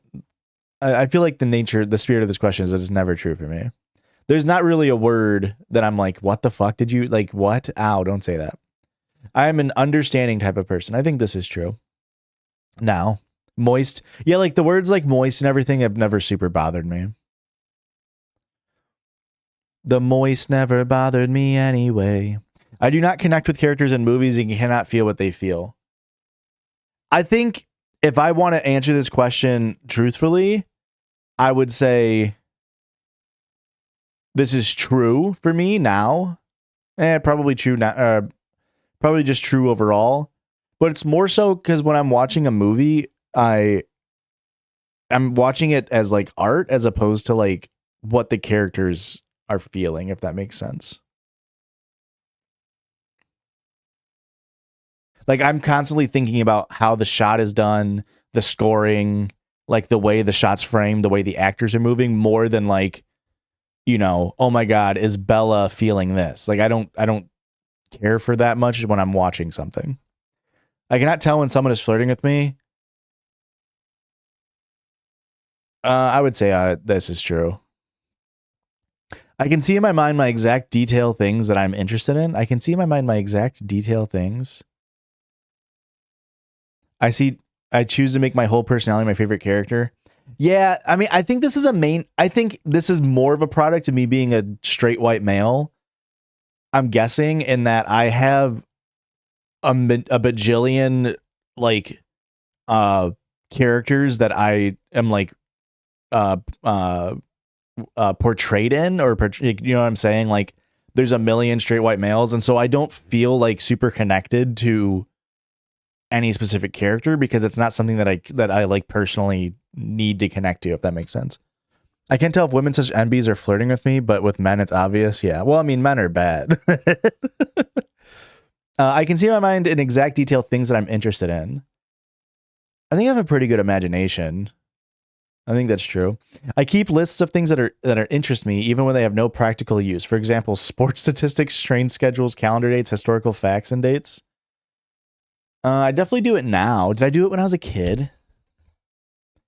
I mean, I don't keep like a physical list of sports stats, but like I have so many random sports statistics in my brain that are never going to be useful. Or same thing with Pokemon. There's so much Pokemon knowledge that I will never need to know ever, but I can just like spout it out. I didn't do that when I was a kid. When I feel overwhelmed by my senses, I have to isolate myself to shut them down. I do this, and it took me a while to understand that I do it. Especially when I'm done, if I'm streaming and I'm doing like a very big social like thing about did you know that? Yeah, exactly. I have to like sometimes I'll end stream and go downstairs and Aurora will try to talk to me and I have to tell her like please just give me like 30 minutes. Because it just takes a lot to be doing this. And so I have to like I'm just like just give me 30 minutes. Or like I think this is very common for dudes. I think it's more common for men of like I would get home from work and just sort of sit in the garage for 20 minutes on my phone before I came in. Or like I would get home from work and come in and like and just like sit down on my phone to like decompress. And I think that's kind of what that is. I like to talk things over with my friends. I think this is definitely true now. I didn't do that as a kid. I cannot tell if someone is interested or bored with what I'm saying. I think this is true. I make a joke out of it now.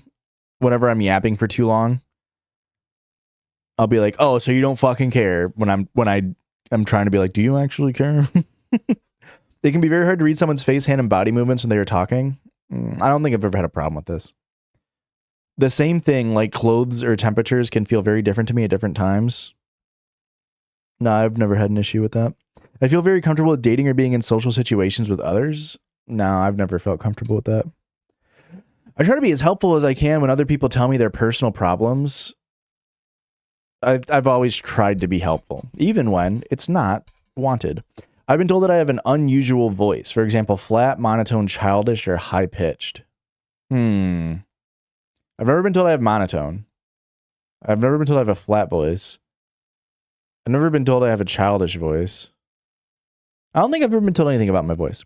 Sometimes a thought or a subject gets stuck in my mind and I have to talk about it even if no one is interested. It's definitely true. Literally, last time I streamed, I talked for more than 3 hours about Bop It. about Bop It and Bop It accessories. Sometimes I thought I do that. I do certain things with my hands over and over again, like flapping, twirling sticks or strings, waving things by my eyes. I don't flap. Aurora flaps sometimes.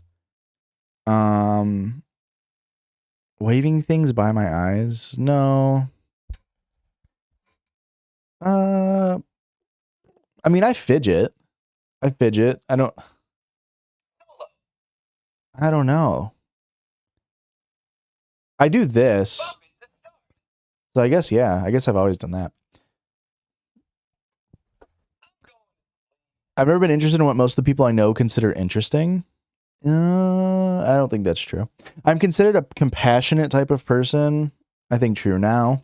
I get along with other people by following a set of specific rules that help me look normal. That has never been true for me. It is very difficult for me to work and function in groups. Difficult to work in groups. It definitely isn't true now. But a lot of college was me learning how to do that.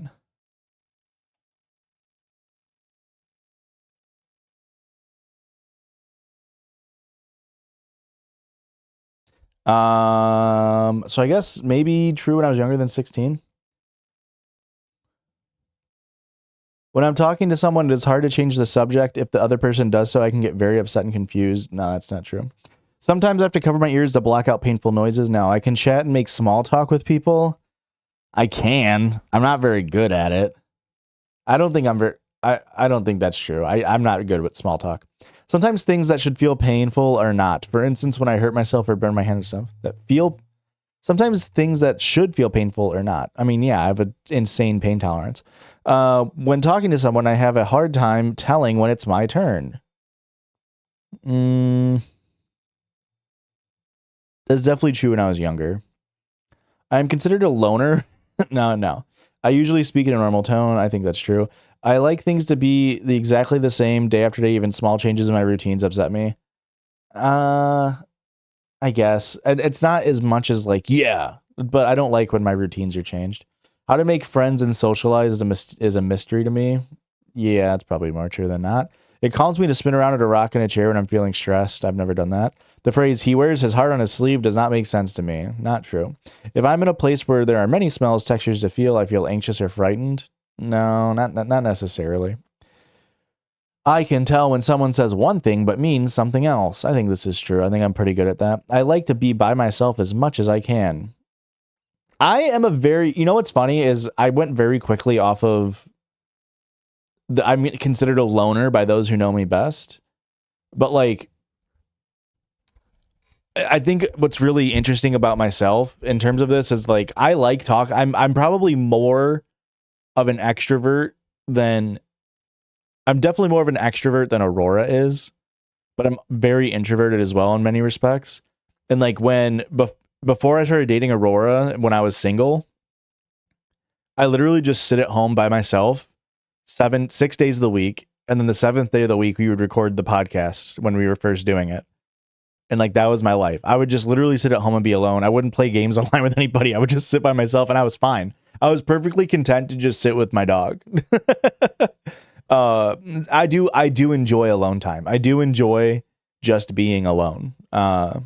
It's definitely true now. I don't think it was true when I was younger though.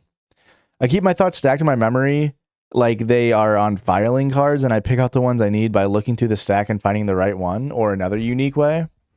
No, it wasn't sad. I genuinely just enjoy it. I lived in a 300 square foot apartment for 2.5 years because I enjoyed it. I liked being in a small space by myself. That's what I chose to do. I keep my thoughts. I think this is true for me. When I need to remember something, I visually try to like put myself back in a time. Like I try to like go back in time and think in a way. And when I would study for tests, if I was trying to remember something for a test in college, I would visually try to remember the study guide that I made and remember what the words on the page said. Like I would visually like mentally flip through my study guide to like try to remember things. The same sound sometimes. That's why if you listen to the show and I'm trying to remember something, like just on this most recent bonus episode, I was trying to find an old video of Erica on my phone. And she's like, oh, I think that happened the same night as this. And I was like, no, because I remember you wearing these glasses, because my brain is like physically remembering like a thing that I can associate with that memory and trying to build it out from around that. The same sounds sometimes seem very loud or very soft, even though I know it has not changed. I'd say that's true now. Sometimes that happens. I enjoy spending time eating and talking with my family and friends. This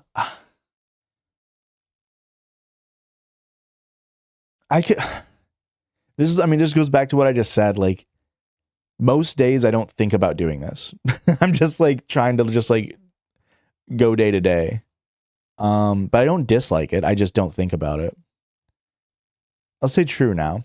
I can't tolerate things I dislike. Smells, texture, sounds, or colors. I don't think that's true for me. I don't like being hugged or held.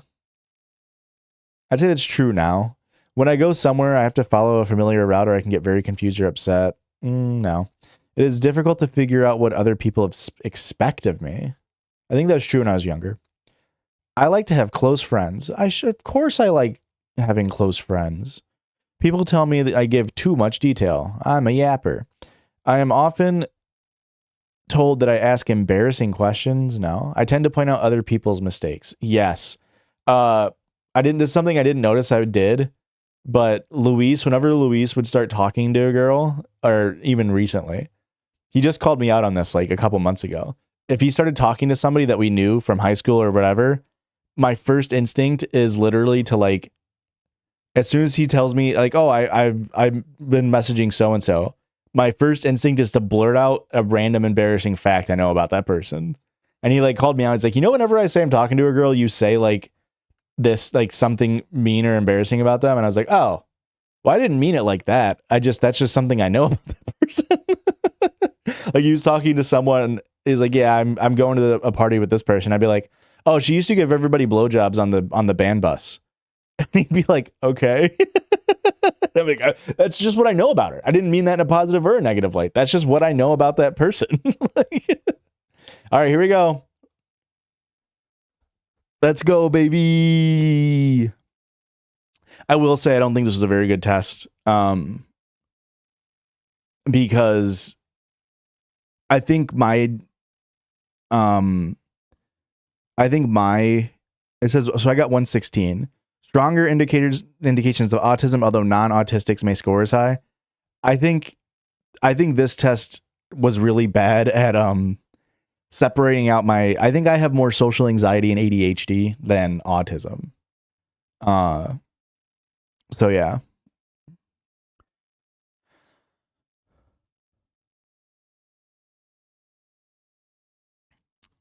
But yeah, there we go. Now I can tell Aurora that I'm autistic.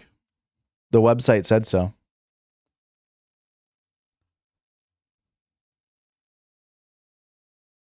I hate that it did that. I hate that it erases my... Now, mind you, I should say I've never been diagnosed with ADHD. What the fuck is the ASPE quiz? This seems rude.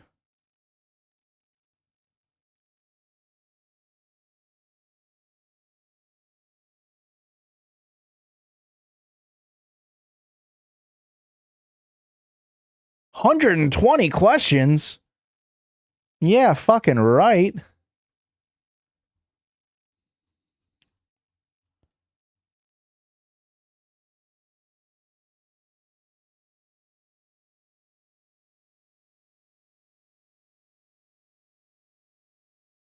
Circumscribed interest. I have no idea what that means.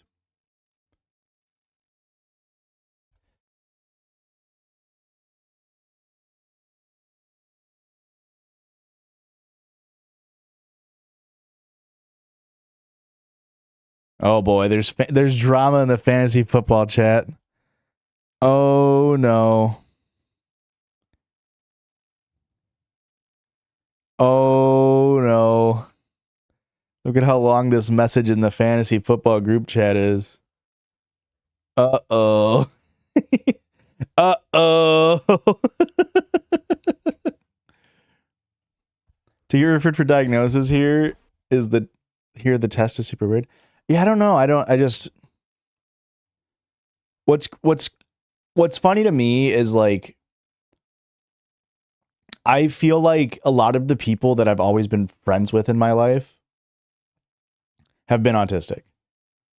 And I think it's because I really enjoy people really liking things.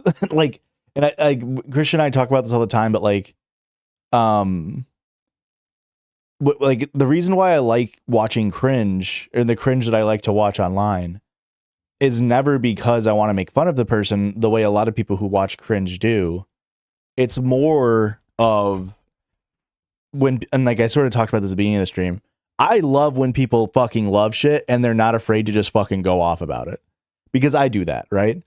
And so I think a lot of my friends that I've had, I think Christian, obviously Aurora, I think I won't say anybody else, I guess I don't want to like dox or like say anything, but a lot of my friends growing up, a lot of my good friends growing up have always had, like looking back on it, at the time I wouldn't have known, probably have been autistic. And so I think that's interesting because a lot of the times when I meet people, like I had an old coworker who, like I've diagnosed people with autism correctly, I should say. I had a coworker who came up to me and was like, I mean, very nice. We ended up being very good friends, but when she first started talking to me at work, when I was training her, she was like, oh my God, I all of my friends in college, like all of the autistic kids used to like hang out with me and be friends with me. And I was like, yeah, it's because you're autistic. Like, what do you mean? And she's like, no, I'm not. They were autistic. I wasn't. And then she later got diagnosed autistic, and ADHD. And then Aurora as well. When Aurora and I first started dating, her brother is one of her brothers is diagnosed autistic. But everybody in her family, like her immediate family, is definitely autistic. And like I helped Aurora come to that realization.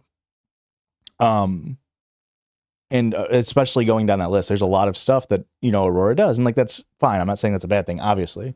But it's just interesting. It's interesting to me as well.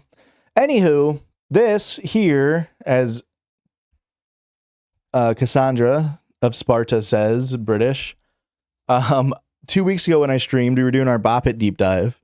And we found this YouTuber who was all about Bop It.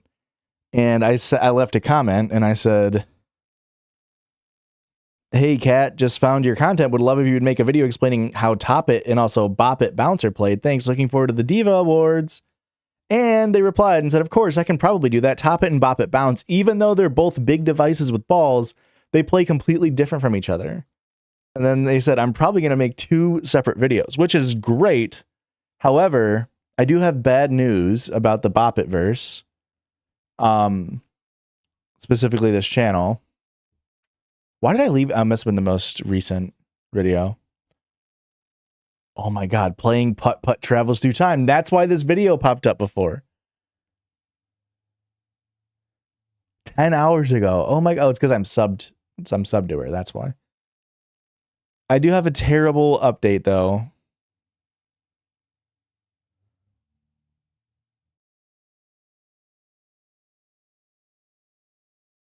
Oh, there's drama going on. I haven't seen any of these.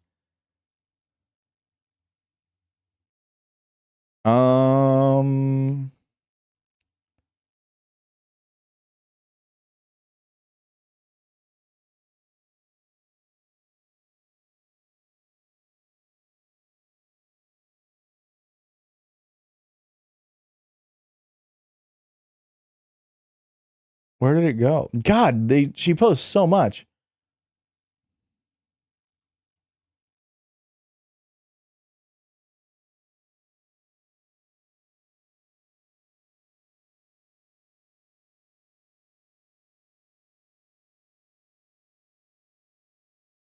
Oh, here we go.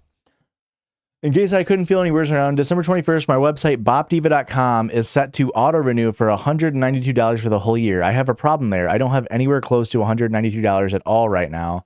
With this being said, I'm going to end up let bopdiva.com die, and I'll have to find an alternative way to save information, such as the test mode revision numbers and other stuff for you guys. I'll also have to figure out how to save the total number of Bop It units I own as well. I don't want to kill my website, but I don't have a choice. So much for me having fun and enjoyable YouTube channel. It's going to end up going back to square one again, and I won't have the domain anymore. Fuck my life. How can it get any worse?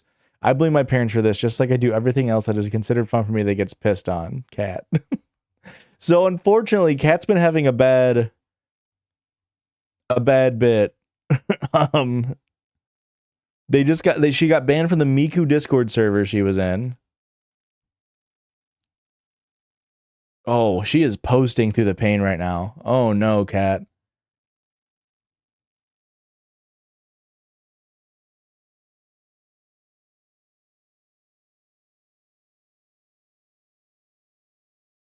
She is posting through the pain.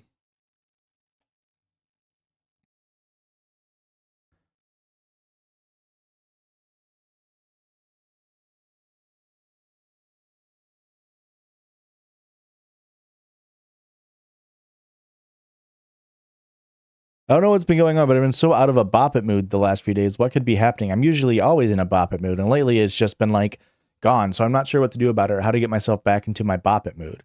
I guess I should let it run its course. It's probably because I've been so emotionally and mentally exhausted from the past couple of weeks. I'm so broken up and wanting to cry so hard. My body has been rejecting the fact I need to uncork the bottle that has all my emotions. Oh my goodness. Oh my goodness.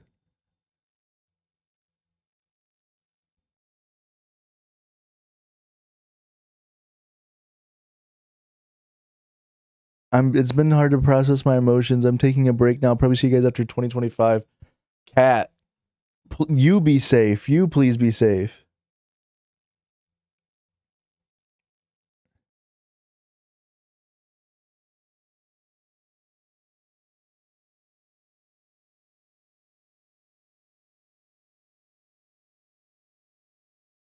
What is going on with this comment section? Everybody's being so mean to her. This is if you guys really want me dead, all you need to do is say the word. Cat, please.